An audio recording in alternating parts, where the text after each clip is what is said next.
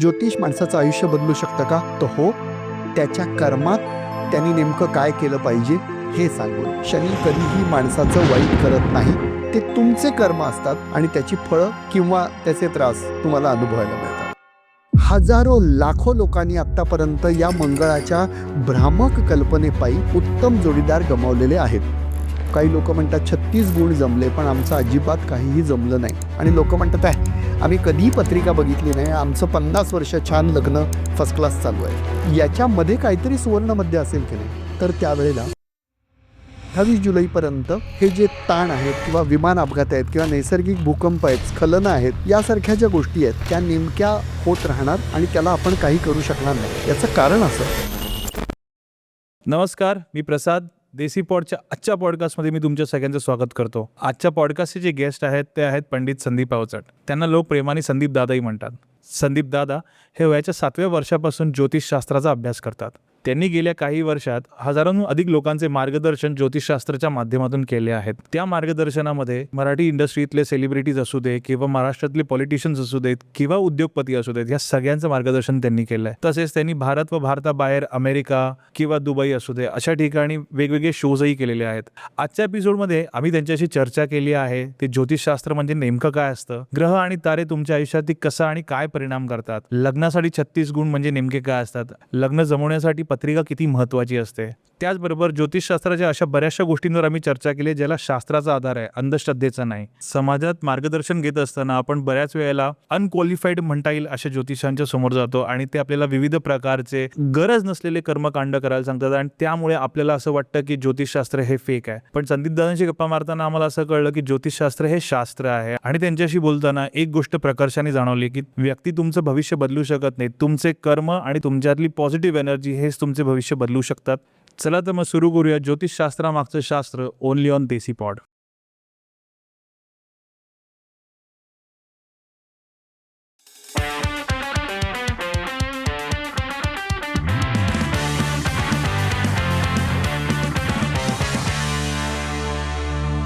संदीप दादा, देसी पॉडमध्ये तुमचं खूप खूप खूप स्वागत. यस, मनापासून धन्यवाद. मला ह्या विषयावरती इंटरेस्टिंग पॉडकास्ट होईल याची नक्कीच हे खात्री आहे. कारण की ना, प्रत्येक व्यक्तीला आयुष्यात एकदा ना एकदा तरी तो ज्योतिषशास्त्र हे बघून घेतो, ज्योतिषाकडे जातो. तर मला तुमच्याकडनं सुरुवातीपासून ऐकायला आवडेल की ज्योतिषशास्त्र म्हणजे नेमकं काय आहे आणि आज इतकी लोक मार्गदर्शनासाठी काय येतात? सगळ्यात पहिल्यांदा तुमच्या या माध्यमातनं अतिशय उत्तम आणि जाणकार रसिकांपर्यंत पोचायची संधी मिळते म्हणून मी अतिशय मनापासून आभार मानतो. ज्योतिष हे ज्योतींचं शास्त्र. पुढे घडणाऱ्या गोष्टींबद्दल आपल्याला जेव्हा काहीही माहिती नसतं किंवा आपण थोडेसे अस्थिर असतो, आपल्याला नेमक्या गोष्टींची कल्पना येत नसते, त्यावेळेला आपण ज्योतिषाकडे जातो आणि नेमकं काय घडणार आहे याबद्दलची पृच्छा आपण त्याला करतो.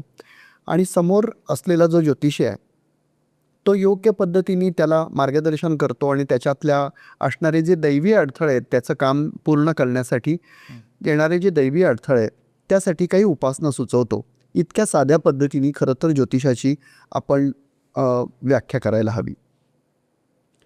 हे ज्योतींचं शास्त्र अशासाठी की आपल्याला माहीत नसलेल्या मार्गावर आपण जर रात्री चालणार असू तर आपल्याला एक कंदिलाची आवश्यकता असते. तो कंदील तुम्हाला पुढे घेऊन जात नसतो. तो कंदील पुढे असणारी वाट काय नेमकी ते अतिशय उत्तम पद्धतीने दाखवतो. आणि ती वाट दाखवल्यानंतर तिथे मध्ये जर दगड असेल तर तो चुकवून चालणं, मध्ये एखादी विहीर असेल तर त्याच्या बाजूनी जाणं, हा सगळा जो भाग असतो तो आपल्या नजरेसमोर अतिशय उत्तम पद्धतीने येत जातो. आणि मग बरोबर पुढच्या गोष्टींमध्ये असणारे नेमके अडथळे हे चुकवत आपल्या ध्येयाप्रती घेऊन जाणारं मार्गदर्शन म्हणून ज्योतिषशास्त्र उदयाला आलं. ज्योतिषशास्त्राला काही हजार वर्षांपूर्वींची अतिशय उत्तम अशी धरोहर आहे, ज्याला आपण परंपरा आहे अशातला भाग आपण म्हणतो. ज्योतिषशास्त्र ज्या ज्या पद्धतीने मांडलं गेलं त्याला पंचांगाची आणि एका ठाम तत्वाची अत्यंत विलक्षण अशी असणारी जोड आहे. लक्षात ठेवा, मला नेहमी असं वाटतं की या शास्त्राचा अभ्यास करणारा अभ्यासक म्हणून मी जेव्हा जेव्हा ज्योतिषाकडे बघतो तेव्हा मला असं वाटतं की जेव्हा तुमच्याकडे कुठल्याही प्रकारची दुर्बीण नव्हती, तुमच्याकडे कुठल्याही प्रकारचा कॉम्प्युटर नव्हता, तुमच्याकडे कुठल्याही प्रकारची गणकयंत्र नव्हती, त्यावेळेला साध्या डोळ्यांनी आकाशात बघून आपण सूर्य, सूर्यमालिका, तारा, ग्रह, नक्षत्र या सगळ्या गोष्टींचा अचूक अंदाज बांधायला सुरुवात केली. या सगळ्या गोष्टींचं एकत्र कंपायलेशन केलं गेलं आणि ठराविक पद्धतीने त्या ग्रहांचे जे होणारे परिणाम असतात ते मानवी गोष्टींवर कशा पद्धतीने होतील याचा अंदाज आणि अनुमान बांधायला सुरुवात केली. बृहदशास्त्रासारखा किंवा बृहदसंहितेसारखा एक विलक्षण ग्रंथ आपल्या ज्योतिष शास्त्रामध्ये आहे, ज्याच्यामध्ये ग्रहताऱ्यांची भ्रमणं किंवा बाकी इतर असलेल्या गोष्टींबद्दलची अचूक तंतोतंत वर्णनं, एक नळ्यांपासूनची अंतरं, त्यांचं क्रांतिवृत्त, फिरण्याची त्यांची दिशा, चंद्र, सूर्य, तारे या सगळ्या प्रकारचा भाग आणि ठराविक नक्षत्रामध्ये ठराविक नक्षत्रांच्या रचनेमधली असणारी स्थिती, यातून हे एक विलक्षण शास्त्र बांधलं गेलं.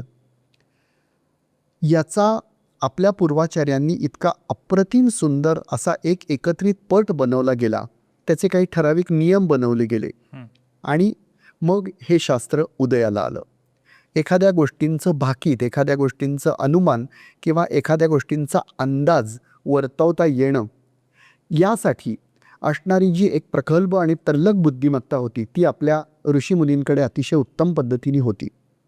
आणि त्या अनुषंगाने ज्योतिषाची ही विलक्षण देणगी आपल्यासारख्या देशाला दिली गेली. ज्योतिष हे आपल्या देशाचं सगळ्यात महत्त्वाचं असणारं ज्योतिषीय अंग आहे की अभ्यासाचं अंग आहे, हे मी अत्यंत अभिमानाने सांगू इच्छितो. आणि म्हणून एखाद्या माणसाला जेव्हा केलेल्या प्रयत्नातनं ठराविक यश मिळत नाही, तेव्हा ते नेमकी गोष्ट कधी घडेल अशा गोष्टींसाठी तो या शास्त्राच्या समोर येतो आणि या शास्त्राचा आधार घेतो. नेमकं काय केलं पाहिजे, नेमकी ही गोष्ट कधी घडेल याचा एक मानसशास्त्रीय दिलासा मिळवण्यासाठी सुद्धा मनुष्य ज्योतिषाच्या समोर येतो. आणि इथे आपल्या आयुष्यातली एक विलक्षण यात्रा सुरू होते. आपण जेव्हा जन्माला येतो त्यावेळेला आईच्या पोटातनं बाळाची नाळ कापल्यानंतर जो पहिला श्वास बाळ घेतं तो या पृथ्वीवरचा स्वतंत्र अस्तित्वाचा पहिला श्वास असतो. आणि त्या पहिल्या श्वासाच्या, पहिल्या अस्तित्वाच्या नेमक्या नोंदीची संकल्पना आपण पूर्वक्षितिजावर असलेल्या ग्रहताऱ्यांच्या अनुषंगाने घेतो. ती झाली तुमची पत्रिका. ती पत्रिका केव्हा, कुणी, कधी, कसं, कुठे आणि कशासाठी जन्माला यावं यासारख्या गोष्टींचा पूर्ण कर्मविपाक घेऊन आलेली असते. त्याच्या अनुषंगाने तुम्ही जेव्हा जन्माला येता तेव्हा तुमच्या आयुष्यात नेमकं काय घडणार आहे याच्या सगळ्या प्रिंटेड प्रोग्राम सकट ती पत्रिका तुमच्या आयुष्याला येऊन चिकटते. अच्छा. आणि तुमचं पुढचं आयुष्य चालू राहतं. ते करण्यासाठी, ते अचीव करण्यासाठी तुम्हाला तुमचे काही प्रयत्न करावे लागतात किंवा तुम्हाला तुमचं व्यवस्थित कर्म करावं लागतं. ते फार भारी पद्धतीने तुम्ही करू शकता. तर माणसाची पत्रिका हा पूर्वजन्मीचा लेखाजोखा आहे. तो जाणणारा योग्य असा ऑडिटर किंवा चार्टर्ड अकाउंटंट असावं तशी ज्योतिषाची भूमिका आपल्या आयुष्यामध्ये असते. आणि त्या पद्धतीने आपल्या आयुष्यात माणसं ज्योतिषाकडे येतात, विचारतात आणि त्यानुसार कर्म काय करू हे विचारायला येतात. आता जेव्हा ना एखादी पत्रिका मी बघतो तर ना सगळ्यात पहिले ना काही ग्रह येतात. हो. त्यातला सगळ्यात भीतीदायक ग्रह वाटणारा सर्वसामान्यांना तो आहे शनी. आणि शनीलाच घेऊन एक बोललं जातं की 7.5 ही 7.5 ही सगळ्यात एक तुमच्या लाईफमधला एक भयंकर फेज आहे. बरोबर. तर 7.5 ही खरंच इतकी भयंकर असते का शनी हा खरंच इतका म्हणजे आपल्यासाठी काय म्हणतो डेंजरस म्हणता येईल असा ग्रह आहे का? बरोबर. शनी हा जो मूळचा असलेला ग्रह आहे तो अतिशय व्रतस्थ, विरक्त, शनीला न्यायाची देवता असं म्हणतात. कर्मविपाकाचा ग्रह, तुम्ही केलेल्या कर्माचं झाडाझडती तातडीने देणारा न्यायाधीश म्हणून शनी तुमच्या वैयक्तिक पत्रिकेमध्ये येतो. तुमच्या अलीकडच्या राशीत, तुमच्या राशीत आणि तुमच्या नंतरच्या राशीत शनी भ्रमण करत असतो. ज्या वेळेला अशा पद्धतीचं भ्रमण चालू असतं तर शनी हा न्यायाधीशाचं काम करतो. आपण बघतो की एखाद्या ठिकाणी चोरी होते आणि मग चोर ते घेऊन भलत्याच राज्यात कुठेतरी सापडतो आणि खूप दिवसांनी सापडतो. त्यांनी तो चोरीचा माल विकलेला असतो, त्याचं सगळं विल्हेवाट लावलेली असते, त्याचा काही भाग नसतो. पण त्यावेळचं केलेलं कर्म नंतर कधीतरी उदित होतं, ते उघडकीला येतं. तशा पद्धतीने आयुष्यात तुमच्या जेव्हा 7.5 येते तेव्हा शनी महाराज न्यायाधीश म्हणून तुमच्या पत्रिकेत बसलेले असतात. तुम्ही केलेल्या चांगल्या कर्माचं अतिशय उत्तम फळ देणं, तुमच्याकडून झालेल्या चुका दुरुस्त करण्यासाठी तुम्हाला संधी देणं आणि तुमच्याकडनं झालेली जी पाप, दुश्चित्त किंवा विचित्र घडलेल्या गोष्टी आहेत त्याचा दंड तुम्हाला देऊन तुम्हाला त्याच्यातनं निर्मोही मोकळं करणं, हे शनी महाराजांचं खरं कर्तव्य आहे. कुठलाही मनुष्य इतका मोठा नाही की शनी पर्सनली त्याच्या पत्रिकेत लक्ष घालून त्याचं वाटोळं करेल किंवा त्याला खूप मोठं करेल असं मानायचं काही कारण नाही. ते तुम्हीच असता की ज्यांनी आपल्या मनातली कर्म उभी केलेली असतात आणि त्या कर्माची झाडाझडती त्या 7.5 वर्षात होते. तुमच्या वैयक्तिक पत्रिकेमध्ये शनी कुठल्या राशीत आहे हे बघणं अत्यंत महत्त्वाचं असतं. जनरलाइज 7.5 वाईट हा पूर्वापारपासून चालत आलेला आणि आपण वाचलेल्या कथांमधनं असलेल्या ज्या गोष्टींमधला असलेला जो भाग आहे त्या रूढींवर आपल्याला आता फुली मारायची वेळ आली. किंवा विनोदानी पण म्हणतात काही तुझ्याबरोबर चांगलं नाही चाललं, अरे 7.5 चालू झाली. हा अशा प्रकारचे वाक्प्रचार आहेत. पण यामागे नेमका काय भाव आहे किंवा त्याचं कार्यकारण काय आहे ते आपण कधीच समजून घेत नाही. 7.5 कधीच कुणाचं वाईट करत नाही. 7.5 तुम्ही केलेल्या पूर्वीच्या गोष्टींबद्दलचे तुम्हाला उत्तरदायित्व प्राप्त होतं आणि तुम्ही जर पॉझिटिव्ह केलं असेल तर पॉझिटिव्ह. कित्येक जातक माझ्यासमोर येतात आणि ते म्हणतात की ओ आमची 7.5 होऊन गेली, मला कळलंसुद्धा नाही. आणि काही जणं जे म्हणतात तर ते म्हणतात आता 7.5 चालू झाले, आता सगळं प्रॉब्लेम होईल, आता सगळं वाईट होईल. ही गोष्ट अजिबात खरी नाही. शनी हा कधीही कुणाला विनाकारण त्रास देणारा ग्रह नाही. तुम्ही स्वतः केलेल्या गोष्टींबद्दलची झाडाझडती, म्हणजे तुम्ही जर चोर असाल तर तुम्हाला शासन मिळेल, तुम्ही जर सर्वसामान्य असाल तर तुम्हाला थोडंसं हार्डवर्किंगला सामोरं जावं लागेल आणि तुम्ही जर उत्तम असाल तर तुम्हाला कळणारही नाही, कारण शनी उलट तुम्हाला सगळं देत जाईल. त्यामुळे 7.5 घाबरायचं काहीही कारण नाही. तुमच्या पत्रिकेत शनी नीच राशीत असला, म्हणजे मेषेसारख्या राशीत, मंगळाच्या राशीत जर शनी असला तर तो नीच मानला जातो. कर्केमध्ये असला तर तो डायल्युटेड मानला जातो. तुळेमध्ये असला तर तो उच्च राशीत मानला जातो. शुक्राबरोबर शनीचे संबंध अत्यंत उत्तम आहे. तर या प्रकारे ज्या वेळेला जर आपले विरोधी ग्रह त्यातनं शनी जात असेल तर त्या विरोधी ग्रहांची ताकद काय आहे. म्हणजे उदाहरणार्थ तुमच्या शेजारी मी राहतोय आणि मी खूप पॉलिटिकली इन्फ्लुएन्शियल असणारा व्यक्ती आहे, मला हवं ते मी करू शकतो, मला पाहिजे ते मी करू शकतो आणि तुम्ही माझ्या शेजारी राहायला आलात तर माझ्या शेजारचा आसपासचा परिसर अतिशय सुरक्षित असेल, तो खूप छान असेल, तो खूप पॉझिटिव्ह असेल, हे भाग तुम्हाला मिळत जातील. त्याच्यासाठी तुम्हाला काही असण्याची गरज नाही. पण तुमच्या शेजारी एखादा उपद्रव मूल्य असणारा मनुष्य असेल की जो स्वतः कचरा करत असेल किंवा जो स्वतः दादागिरी करत असेल, तो तुमच्या शेजारी जवळपास कुठेही राहत असेल तर त्याचं इंडक्शन तुम्हाला तातडीने होणं सुरू होतं. तशा पद्धतीने 7.5 ही माणसाच्या आयुष्यामध्ये येते. त्या ग्रहांशी शनीचे कसे संबंध आहेत, तुमच्या वैयक्तिक पत्रिकेत शनीचं प्लेसमेंट काय आहे हे तुम्ही बघणं गरजेचं आहे. जसं पाऊस पडलं, तुम्ही जर घरीच बसलात तर बाहेर पाऊस पडो नाही तर दगडो, तुम्हाला त्याच्याशी देणं घेणं नसतं. प्रत्येक पाऊस पडल्यानंतर प्रत्येक मनुष्य भिजेलच असं कधीही सांगता येत नाही. तसं 7.5 सुरू झाल्यावर सगळ्यांचं वाईट होईल, सगळ्यांचं वाटोळं होईल याच्यावर माझा विश्वास नाही. दुसरी एक अत्यंत महत्त्वाची गोष्ट की 1-2 नक्की वाईट जातं आणि दुसरं सगळ्यात शेवटी शनी जाता जाता प्रचंड देऊन जातो. हा तुमच्या मनाचा दिलासा आहे, असं काहीही नसतं. तुम्ही जर तुमचं पूर्वकर्म उत्तम असेल, शनीला चहाडी आवडत नाही, शनीला अनैतिकता आवडत नाही, शनीला दारू आणि कुठल्याही प्रकारची नशा आणि व्यसन आवडत नाही, शनीला चोरी आवडत नाही, हे सगळ्या चांगल्या असलेल्या ज्या गोष्टी आहेत त्या आपण घेत नाही आणि आपण काय म्हणतो, शनीने माझं वाईट केलं. तू एवढा महत्त्वाचा नाहीस की शनी तुझं चांगलं किंवा वाईट करेल, ते तुझं कर्म आहे. त्यामुळे 7.5 घाबरण्याचं तसं काही कारण नाही. शनी ऑफकोर्स न्यायाधीश असल्यामुळे त्याच्या आदेशाने उलथापालथ होते का, 100% होते. पण शनी वाईटच करतो असं काही नाही. शनीच्या 7.5 लग्न होतात. शनीच्या 7.5 अतिशय उत्तम पद्धतीने एखादा कफल्लक असणारा मनुष्यसुद्धा आपल्या स्वतःच्या वैयक्तिक कर्मांनी अतिशय चांगली संधी मिळून लक्षाधीश होतो. या सगळ्या गोष्टी होतच जातात. दुसरा ग्रह आहे ज्याला घेऊन पण खूप जास्त भीतीचं वातावरण असतं, तो आहे मंगळ. तर त्याच्याविषयी पण काय की बऱ्याच वेळा असं होतं की अरे ह्याला मंगळ ग्रह आहे, मग ह्याचं लग्न होईल की नाही, किंवा 2 मंगळ ग्रह ज्यांच्या राशीत मंगळ स्ट्रॉंग आहे त्यांचे लग्न होणं किंवा त्यांना काही प्रॉब्लेम्स होतील असंही बोललं जातं. तर त्याविषयी थोडं बोला. भाषेच्या बाबतीमध्येच आपण थोडासा जर बदल केला ना तर मंगळ ग्रहाचा मंगल व्हायला वेळ लागेल. मंगळ हा ऊर्जेचा ग्रह आहे, तो सेनापती आहे. मंगळाकडे जबरदस्त ऊर्जा आहे, कपॅसिटी आहे, धाडस आहे, कर्तृत्व आहे आणि नेमक्या पद्धतीनं प्रहार करून आपल्या शत्रूला संपवण्याची जबरदस्त जिद्द आणि उत्कर्ष आणि ऊर्जा ज्या ग्रहात आहे तो ग्रह मंगळ. तो आपल्या पत्रिकेमध्ये कुठल्या स्थानात असेल तर त्याची काय काय फळं मिळतात हे आपल्याला 100% सांगता येतं. मंगळाचं भौमसंहितेचा जर कालावधी आपण बघितला तर तो 1680 वगैरेचा भौमसंहितेचा कालावधी आहे. स्वतः मंगळावर माझं लिखाण पण आहे केलेलं.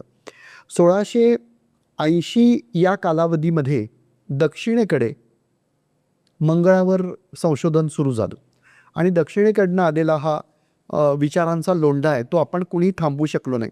आयुष्यात कधी कुठल्याही म्हणजे माझी जाहीर चॅलेंज, कुठल्याही वेदांमध्ये, कुठल्याही कहाण्यांमध्ये, कुठल्याही वैकल्यांमध्ये रामाने सीतेचा मंगळ बघितला, शंकरांनी पार्वतीचा मंगळ बघितला किंवा विष्णूंनी लक्ष्मीचा मंगळ बघितला, आलंय का असं काही नाही. मग तेव्हा नव्हतं, मग हे बदलून कुठून आलं? दक्षिणेकडनं आलेला हा भाग आहे. वैयक्तिकरित्या मंगळ हा ग्रह ज्या वेळेला पत्रिकेमध्ये असतो त्यावेळेला तुमच्या तो कॅरेक्टरिकवर आणि तुमच्या व्यक्तिमत्वावर प्रभाव पाडणारा ग्रह असतो. वैयक्तिकरित्या पत्रिकेत जर मंगळ हा कर्क राशीचा किंवा नीचस्थित असणारा किंवा इनॅक्टिव्ह बुधाच्या राशींमध्ये शत्रुग्रहात असणारा मंगळ असेल तर तो व्यक्तीला काहीसा बोटचेप धोरण, मिळमिळीतपणा, बुळचटपणा, निर्णय न घेण्याची शक्ती अशा प्रकारच्या गोष्टी दाखवतो. आणि हाच मंगळ जर शनीसारख्या मकरेच्या राशीमध्ये असेल, अतिशय उत्तम सिंहेसारख्या राशीमध्ये तो असेल ज्याच्यामध्ये ऊर्जा, बल आहे, साहस आहे, नेमकं काम करण्याची शक्ती आहे, अशा राशींमध्ये तो जर असेल तर ती पत्रिका फारच भारी होते. मग 12, 1, 4, 7 आणि 8 अशा प्रकारे कुंडलीत ते मंगळ बघितले जातात. मग त्या ठिकाणी ते मंगळ असले की ही जी स्थानं आहेत मुळात पहिल्यांदा त्याचं कारकत्वच काय आहे हे आपल्याला समजून घ्यायला पाहिजे. तर यावेळेला ज्या ठिकाणी आपण मंगळ बघतो त्या मंगळाच्या ठिकाणी माझा स्वभाव आहे, माझी लैंगिकता आहे, माझं ग्रहसौख्य आहे, माझं इतरांबरोबरचं बोलणं आहे आणि माझे शत्रू आहेत. या गोष्टी त्याच्यामध्ये इनकॉर्पोरेट होतात. आता बघा की एखाद्या माणसाचा मंगळ जर अत्यंत प्रभावी असेल, त्याची वागणूक अतिशय उग्र असेल, त्याला नीटनेटकेपणा, टापटीप, धाडस, पटकन एखादं काम करण्याची शक्यता आणि शक्ती स्थिती असेल, तो शिस्तीचा असेल, त्याला मिळणारा पार्टनर हा अत्यंत असा गलथान, लिथार्जिक मिळाला, तिथे वादावादीला सुरुवात होतं. एखाद्या माणसाची लैंगिकता आणि अतिशय उत्तम पद्धतीने जीवनाची सर्व गोष्टी उपभोगण्याची खूप मानसिकता आहे, त्याला जर मिळणारा पार्टनर त्याच्याबरोबर विरोधी राशीत असेल तर एखादा मनुष्य पटकन काम करण्याची कृतिशीलता आहे आणि समोरच्या माणसाला फक्त ॲब्सॉर्बन्स आहे, म्हणजे तुम्ही मला सांगितलं, मी ऐकलं, मी केलं काहीच नाही, इथे विरोध निर्माण होतो. आणि म्हणून मंगळ हा पत्रिकेमध्ये या 2 गोष्टींबद्दलचा बराच मोठा चुकीचा डाटा घेऊन आपल्यामध्ये येतं. आपण स्वभावाबद्दल बघतच नाही. मंगळाचा दोष तुम्ही का मानाल? मंगळ हा दोषकारक ग्रह नाही. मंगळ हा ऊर्जस्वी सेनापती असलेला तेजस्वी ग्रह आहे. त्यामुळे तेव्हा तुमच्या जर तो पत्रिकेत असेल तर तो तुमच्या व्यक्तिमत्वाला एक वेगळी झळाळी देतो. ही झळाळी माझी प्रखरता तुम्ही जर सांभाळून घेऊ शकत असाल तर आपलं खूप पटेल आणि माझी प्रखरता तुम्ही सांभाळून घेऊ शकत नसाल तर आपलं पटणार नाही. एवढ्या 2 गोष्टींत आपण हे सॅग्रिगेशन करू शकतो. पण आमचे ज्योतिषी पत्रिका हातात घेतात आणि म्हणतात की मंगळ हा वैदव्याचा कारक ग्रह आहे. का बाकी इतर ग्रहांवरनं बघितलं जात नाही? तर नाही बघितलं जात. या सगळ्या गोष्टींचे पूर्वापार चालत असलेले जे विचित्र पद्धतीची गोष्टी आहेत त्याच्यावर आपलं काट मारायला पाहिजे. ज्योतिषी पत्रिका हातात घेतो म्हणतो मंगळ नाही, मंगळ आहे ना तो वैदव्य योग देतो, त्या पत्रिकेमध्ये नाही. आपल्यापैकी कुणीतरी एकाही माणसाने ज्योतिषाला उलट प्रश्न विचारण्याची गरज आहे. मुळात ज्योतिषासमोर बसल्यानंतर विचारायचं काय इथपासूनच सुरुवात होते. ज्योतिषाच्या डोळ्यात डोळे घालून विचारा की ठीक आहे वैदव्य योग आहे, कधी? आपण हा विचार कधीच करत नाही. कारण वैयक्तिक पत्रिकेमध्ये वैदव्य योग जर असेल तर काका असतात 87 वर्षाचे आणि काकू असतात 82 वर्षाच्या. तेव्हा काका गेले तरी काकूंना विडोच म्हणतात. तो वैधव्य योगच असतो किंवा वाईचा वरसा. पण तोपर्यंत तुमच्या मुलामुलींची लग्न झालेली असतात, तुमचं घरदार झालेलं असतं, तुम्हाला नातवंड पतवंड झालेली असतात. ग्रहांनी फळ दिलं ना, मला मान्य आहे, त्याचं कारकत्व ते आहे, ग्रहांनी फळ दिलं, पण तुम्ही हे कधी हे विचारतच नाही. आणि आम्ही हातात पत्रिका घेतो. हजारो लाखो लोकांनी आत्तापर्यंत या मंगळाच्या भ्रामक कल्पनेपायी उत्तम जोडीदार गमावलेले आहेत. स्वभावदृष्ट्या आपल्याला या माणसाशी जमेल का नाही हे बघायचं सोडून आपण मंगळ नामक एका अनाकलनीय गोष्टीशी झुंजतो आणि म्हणतो पत्रिकेत मंगळ आहे, याचं जमणार नाही. मग माझ्या 2 गोष्टी आहेत, की क्रमांक 1 की हा मंगळ कधी उदित होऊन या पत्रिकेला कधी फळ देईल हे तुम्ही त्यांना विचारायला. आणि दुसरी महत्त्वाची गोष्ट अशी की पत्रिकेत मंगळ नसला तर मुलाचे आईवडील किंवा मुलीचे आईवडील किंवा ज्योतिषी 1 कोटी रुपयाच्या स्टॅम्प पेपरवर लिहून द्यायला तयार आहेत का की मंगळ नसलेल्या मुलीशी लग्न केलं की नवरा 100 वर्ष जगेल? असं होऊ शकतं? असं होऊ शकत नाही. त्यामुळे माझं म्हणणं असं आहे की या ज्या भ्रामक आणि वेगळं असणाऱ्या कल्पना आहेत त्या मंगळाबद्दल काढून टाकल्या पाहिजेत. मंगळ जबरदस्त ऊर्जा देतो, त्यामुळे मंगळाचा जोड बघणं गरजेचं आहे. मंगळाचा दोष बघण्याची गरज नाही. आत्ताच्या कालावधीमध्ये अनेक जोडप्यांना समुपदेशन करताना मी हे सांगतो की तुमचा मंगळ हा तुमच्या स्वभावाचा कारक असल्यामुळे स्वाभाविक जे बिहेवियरल ॲनालिसिस हा जो भाग आहे तो बघणं अत्यंत गरजेचं आहे. तो मंगळ देतो, त्यामुळे ते बघा. एखाद्या गोष्टीत पत्रिका काही न पाहता नुसती पत्रिका मंगळ आहे असं म्हणून रिजेक्ट करणं म्हणजे कारखान्यात तयार झालेलं चाक कधीतरी नक्की पंक्चर होईल म्हणून ते गाडीला लावू नका असं सांगणं इतका हा मूर्खपणा. त्यामुळे मंगळाला घाबरण्याची अजिबात गरज नाही. आता ना मी पुढच्या प्रश्नावर तिथं जो खूप महत्वाचा आहे की ना लग्न बघताना सेकंड टाइम आपण पत्रिका बघतो. म्हणजे बरोबर, पहिल्यांदा आपण जन्मालेला असतो तेव्हा आणि मग त्याच्यानंतर काही घरी कार्यक्रम असतील तर, पण लग्नाच्या वेळेस पत्रिका जमते की नाही हा सगळ्यात मोठा प्रश्न आहे. त्याच्यात 36 गुण असतात, त्यात किती जमले पाहिजेत, का जमले, हे इतकं सगळं महत्वाचं काय आहे? याच्यातला सगळ्यात महत्त्वाचा भाग असा आहे की बायको आणि नवरा हे नारळासारखे असतात. ते दिसायला परफेक्ट असतात पण आतून कसे निघतील हे अजिबात आपल्याला माहीत नसतं. यावर अनेकदा वैचारिक उहापोह झालेला आहे. ज्यावेळेला 2 माणसं एकत्र आयुष्यभर राहण्यासाठी कमिटमेंट घेऊन येणार असतात तेव्हा त्यांच्या स्वभावातली ही मानसिक असणारी गोष्टीची कम्पॅटेबिलिटी पण असू शकते. त्यामुळे ही जर माणसं 2 एकत्र राहिली तर ती शांततेने राहू शकतील का? त्यांना मुलं बाळं होतील का? त्यांनी वंश वाढेल का? त्यांनी एकमेकाला मदत होईल का? या सगळ्या गोष्टींचा विचार दुसरं करणारं शास्त्रच उपलब्ध नाही. त्यामुळे लग्न करत असताना आपण त्या स्वभावाच्या व्यक्तीशी केलेलं जे आपलं म्हणजे ज्याला आपण कनेक्ट होणार आहोत तर त्याच्याशी बांधलेलं संधान हे योग्य आहे का हे बघण्यासाठी पहिल्यांदा पत्रिका बघण्याची स्थिती झाली. मग मी तुम्हाला जसं सांगितलं तसं की तुमचं वैयक्तिक लग्न म्हणजे ॲसेंडंट हा भाग, तुमची रास, त्यानंतर वर्ण, वश्य, तारा, योनी, नाडी या सगळ्या ज्या गोष्टी असतात त्या पत्रिकेत एकामागोमाग एक लिहिलेल्या असतात. त्याला 1 पासून 6 पर्यंत गुण दिले, सगळ्याची बेरीज 36, त्याचा निम्मा बॅलन्स 18 यायला पाहिजे. आणि तो 18 बॅलन्स आला की कमीत कमी एवढ्या गोष्टी जमता आहेत, त्यामुळे ही ॲडजस्ट करू शकतील हे अझम्पशन. ओके, आम्ही असं म्हटलं की या समाजामध्ये 2 गट आहेत. एक आहेरे असं सांगणारा गट आहे, दुसरा नाहीरे असं सांगणारा गट आहे. काही लोक म्हणतात 36 गुण जमले पण आमचं अजिबात काहीही जमलं नाही. आणि लोक म्हणतात आहे आमचा अजिबात विश्वास नाही, आम्ही कधीही पत्रिका बघितली नाही, आमचं 50 वर्ष छान लग्न फर्स्ट क्लास चालू आहे. याच्यामध्ये काहीतरी सुवर्णमध्य असेल की नाही. तर त्यावेळेला एक ठराविक पद्धतीने 25 वर्षापूर्वी एक चळवळ सुरू केली गेली आणि त्या चळवळीमध्ये मी असा विचार मांडला की जसं आपण एखाद्या गोष्टीचं व्यक्तिचित्र तयार करतो तसं पत्रिकांचं व्यक्तिचित्र तयार करायला गेलं पाहिजे. अच्छा, त्याच्यामध्ये तुमच्या मानसिक, सामाजिक, भावनिक, शारीरिक, अधिदैविक आणि पुढे घडणाऱ्या गोष्टींच्या बाबत असणाऱ्या सगळ्या गोष्टी तत्वनिष्ठपणे 1, 2, 3, 4 आपल्याला असं केल्या गेल्या पाहिजेत. त्या व्यवस्थित पद्धतीने मांडता आल्या पाहिजेत. हे झालं तुमचं स्वभावाचं मानसचित्र.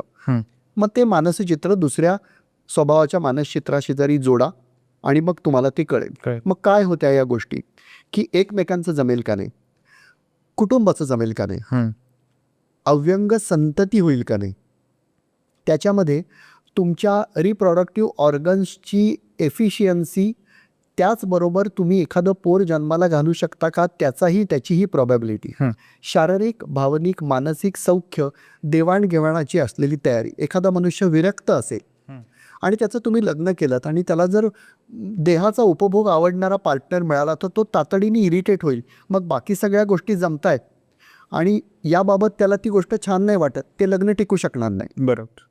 ते लग्न टिकू शकणार नाही, जे 36 गुणातनं तुम्हाला कळत नाही. मग त्यानंतर इकॉनॉमिकल सस्टेनेबिलिटी. हा मनुष्य आयुष्यभर पैसा मिळवत राहील का, याच्या आयुष्यामध्ये कुठल्याही प्रकारचा लॅक्युना आहे का, तो भाग. मग आपण येतो ते चारित्र्यावर. आता तर चारित्र्य या विषयावर मला कुणाशीही काही बोलायची इच्छा नाही, कारण आताच्या परिस्थितीमध्ये असं आहे की जितकी कमी रिलेशनशिप तितकं लग्नाच्या प्रोफाईलमध्ये तुम्हाला अतिशय उत्तम असा भाग मिळतो. रिलेशनशिप नाही आणि लग्न करायचं आहे अशी माणसं फार विरळा. समाजाचं ते दुर्दैव आहे का हे मला माहीत नाही, पण ही गोष्ट अशी आहे.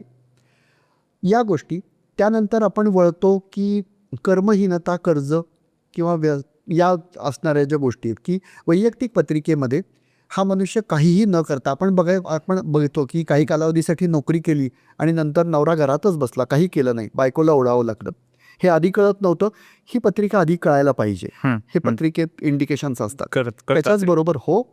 त्याच्याचबरोबर व्यसनं, सवय आणि रिटॅलिएशन हा असणारा भाग.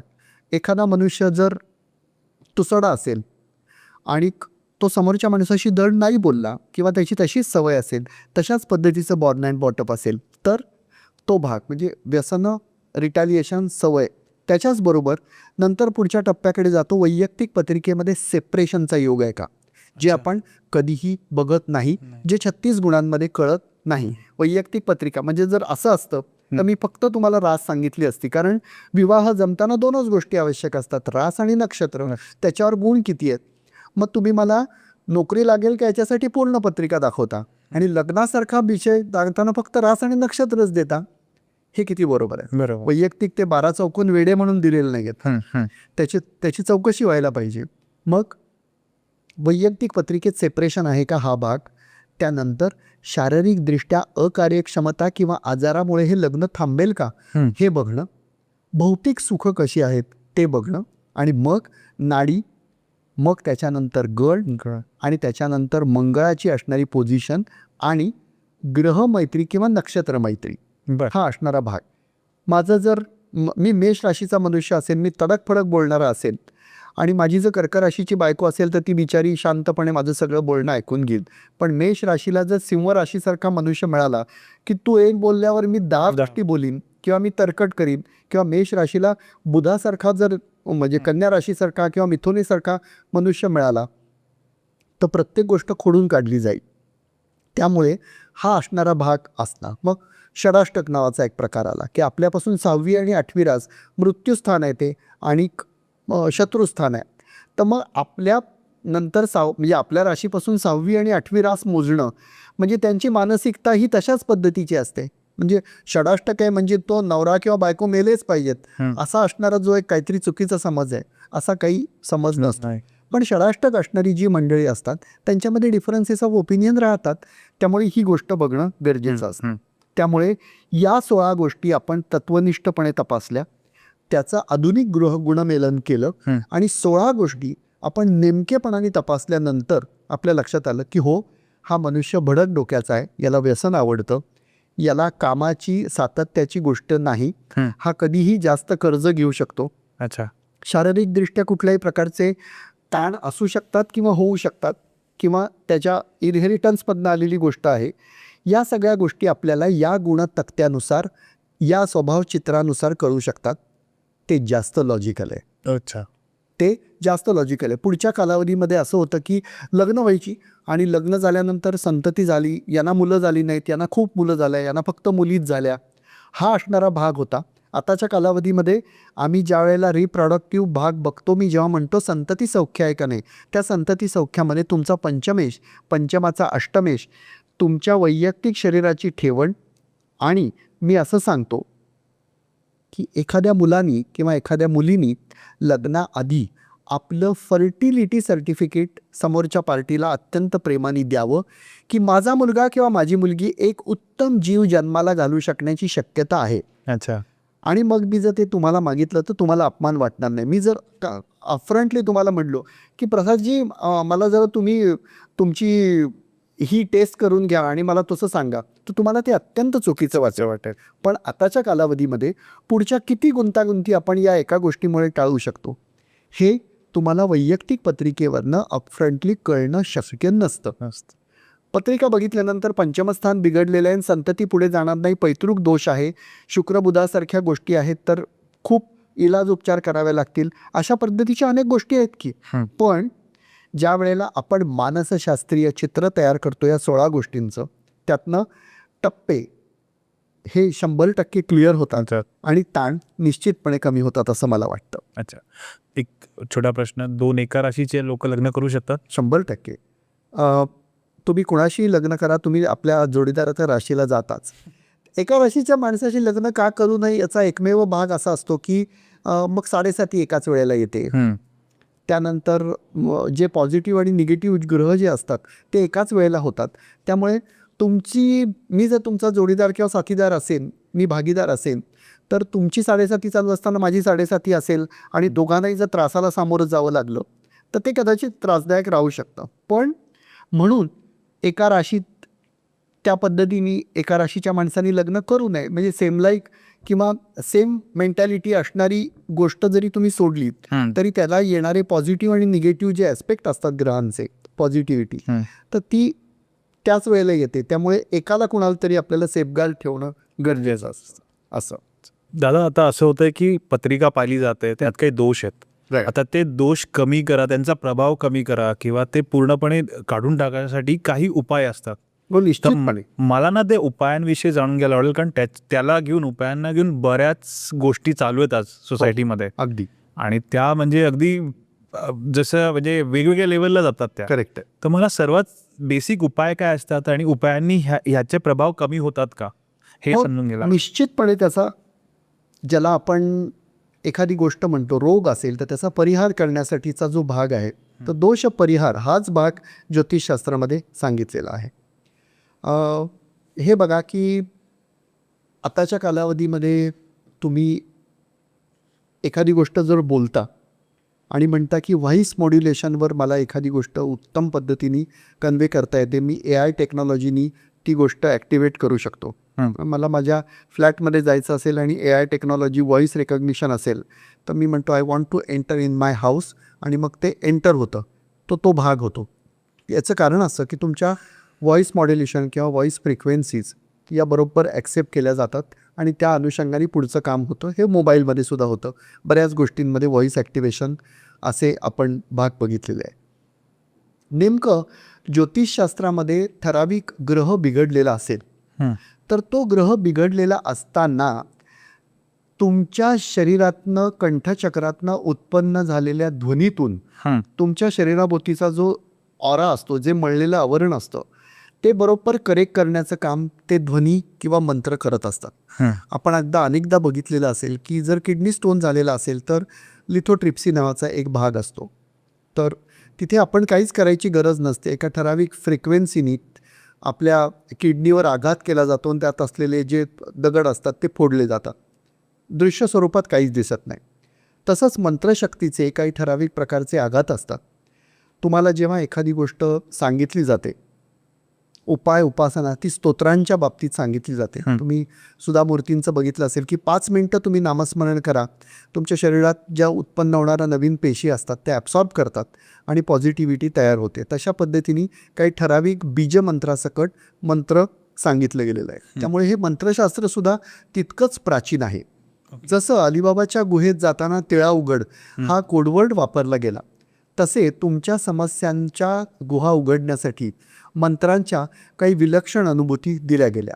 ठराविक देवतांना आवाहन करून तशा पद्धतीचे मंत्र म्हटले तर तुमच्या आउटर ऑरामध्ये, आता हे भौतिकशास्त्राने आपण सिद्ध करू शकतो, तुमच्या आउटर ऑरामध्ये पडणारे फरक हे 100% लक्षात येतात. हं.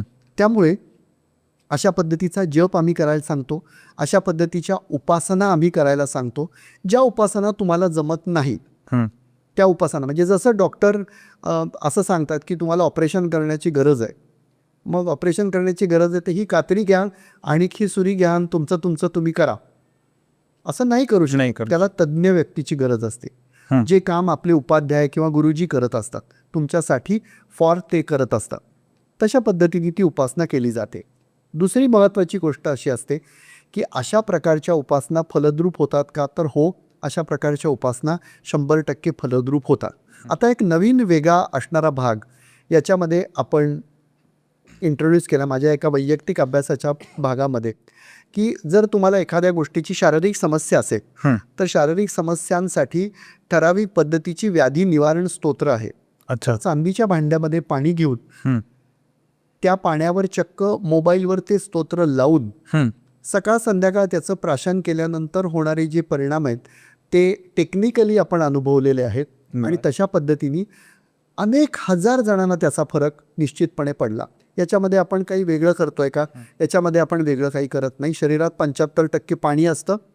त्या पाण्यावरच आपण केलेला हा उपचार असतो आणि ते आपण शरीरात धारण केलं किंवा ते पाणी आपण प्यायलो तर त्याचा शारीरिकदृष्ट्या पण चांगला लाभ होतो. पण आताच्या कालावधीमध्ये दुर्दैवाने मला असं सांगावंसं वाटतं की अनेक मंडळी अशी असतात की जे नसलेल्या रोगावर वाटेल ती पूजा सांगतात. हं. तो प्लासिबो ट्रीटमेंटचा भाग असतो आणि नंतर ती गोष्ट होते. म्हणजे प्रसादजी माझ्याकडे पत्रिका घेऊन आले तर तुमचं खूप काळ अडकलेलं काम असतं, ते पत्रिकेत काम मी बघतो आणि मला असं कळतं की 10 दिवसांनी ते काम होणार आहे. पण तुम्हाला सांगताना मी असं सांगतो की ग्रहांची प्रचंड अडचण आहे आणि हे काम होण्याची शक्यता कमी आहे. मी सांगतो तेवढी पूजा करून घ्या. हं. आणि मग संदीप अवचट 2 लाख रुपयाची पूजा सांगतात, ज्याचा तुमच्याशी काही संबंध नसतो. तुम्हाला ते माहीत नसतं, ते कशासाठी चाललं आहे हे तुम्हाला माहीत नसतं आणि 10व्या दिवशी तुमचं काम होतं. हं. तुम्ही केलेले प्रयत्न, तुम्ही दिलेली तुमची ऊर्जा हे सगळं खड्ड्यात जातं आणि एका अनामिक अशा गोष्टींच्या दडपणाखाली तुम्ही येऊन सगळ्यांना सांगता की संदीपदादांनी माझ्याकडनं पूजा करून घेतली आणि माझं काम झालं. इथेच समाजातल्या ज्योतिषातल्या अंधश्रद्धेला सुरुवात होते. हं. खरे उपाय, उपासना हे मंत्रशास्त्र, जप आणि ध्यान यासारख्या गोष्टींनी 100% करता येणं गरजेचं आहे, ज्याच्यासाठी 1 रुपयाचीही गरज लागत नाही. त्यामुळे जी गोष्ट तुम्ही करू शकत नाही मग त्याच्यासाठी जी मंडळी ते करतात त्यांना तुम्ही उपाध्याय पण बोलवायचं. तुम्ही हुशार आहात, तुम्हाला आकडेमोड जमत नाही, तुम्ही CAला बोलवता. बरोबर. CA तुमची आकडेमोड करून देतो, CA तुम्हाला पैसे कमवून देत नाही. हं. डॉक्टरला तुम्ही गेलात तर डॉक्टर रोग बरा करून देत नाही. म्हणजे डॉक्टर रोग बरा करून देतो पण तो तुमची व्याधी ताबडतोब सहन करून ती वेगळीकडे डायव्हर्ट नाही करत नाही. अशा पद्धतीचा भाग म्हणजे तुमच्यासाठी कोणीतरी ही गोष्ट केलं जाते. त्यामुळे उपाय आणि उपासना या गोष्टी 100% आहेत. पण जेवढी महागाची उपासना, जेवढा मोठा जपाचा आणि याचा भाग, तेवढी आपली समस्या फार पटकन सुटेल अशा पद्धतीचा भोळाभाबडा समज अनेक वर्षापासून आपल्याकडे होता. पण त्याला आता टेक्निकॅलिटी हा भाग जोडलेला असल्यामुळे एका जर्मन शास्त्रज्ञांनी गोष्ट केली. आता जे आपण म्हणतो आपल्या पूर्वाचार्यांनी, आपले पूर्वाचार्य फार उत्तम होते. ते देवाची पूजा करायचे, देवाला अभिषेक केलेलं जे तीर्थ आहे ते आपल्याला द्यायचे. तो जो विग्रह होता त्या विग्रहातनं ओमिट होणाऱ्या एनर्जीवरनं वाहणारं जे पाणी आहे ते अतिशय उत्तम पद्धतीने आपल्या शरीरात काही वेगळ्या प्रकारचे बदल घडवू शकतं हे आपल्याला माहीतच नव्हतं. बरोबर. म्हणून आपण म्हणतो की ते तीर्थ. तर तीर्थ म्हणजे काय? तर तीर्थ म्हणजे त्याच्यातला एकमेव भाग असा की ठराविक पद्धतीचे मंत्रोच्चार करून ठराविक पद्धतीच्या विग्रहावरनं केलेलं अभिषेक केलेलं जे पाणी असतं ते तुमच्या शरीरात गेल्यानंतर काही ठराविक बदल घडतात. तो भाग असतो. तुम्हाला जर तुमचा मोबाईल चार्ज करायचा असेल तर त्याला 440 वोल्टची कॉर्ड लावून उपयोगाचा नाही, त्याचा स्फोट होईल. मग काय करायला पाहिजे? मग मूळ मंदिरात जायचं. मूळ मंदिराचीच प्रतिकृती आपल्या घरात, देवघरात तुम्ही बसा ना, तुम्हाला जे झेपेल तेवढ्याच पद्धतीचं चार्जिंग तुम्हाला अपेक्षित आहे. अंगुष्ठ मात्र देवता किंवा अंगुष्ठ मात्र असणाऱ्या ज्या देवतांमधनं ओमिट होणारी एनर्जी आहे ती तुमच्या घरापुरती मर्यादित आहे.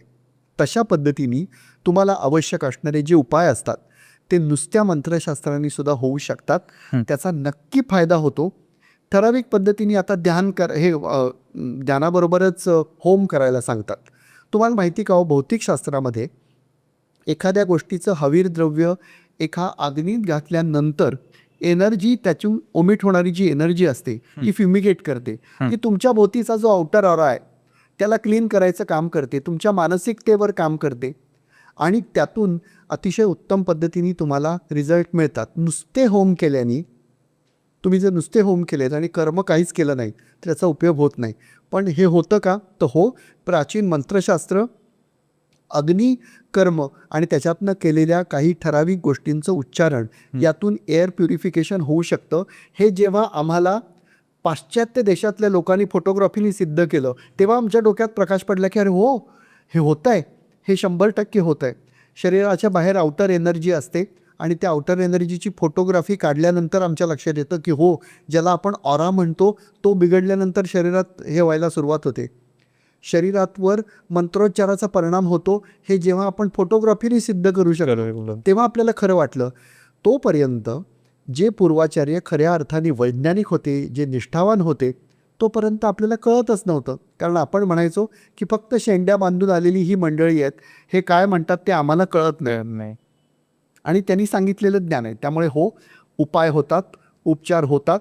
त्याच्यासाठी खर्चिक गोष्टींची गरज नसते. ती आपण स्वतःनी ठराविक पद्धतीत, म्हणजे असं झालेलं आहे की ठराविक प्रकारच्या कंठचक्रातनं, म्हणजे तुम्ही जर एखादं व्हॉइस रेकग्निशन सिस्टीम बसवलेली असेल आणि त्याच्यापेक्षा वेगळा आवाज काढला तर तो मॅच होत नाही.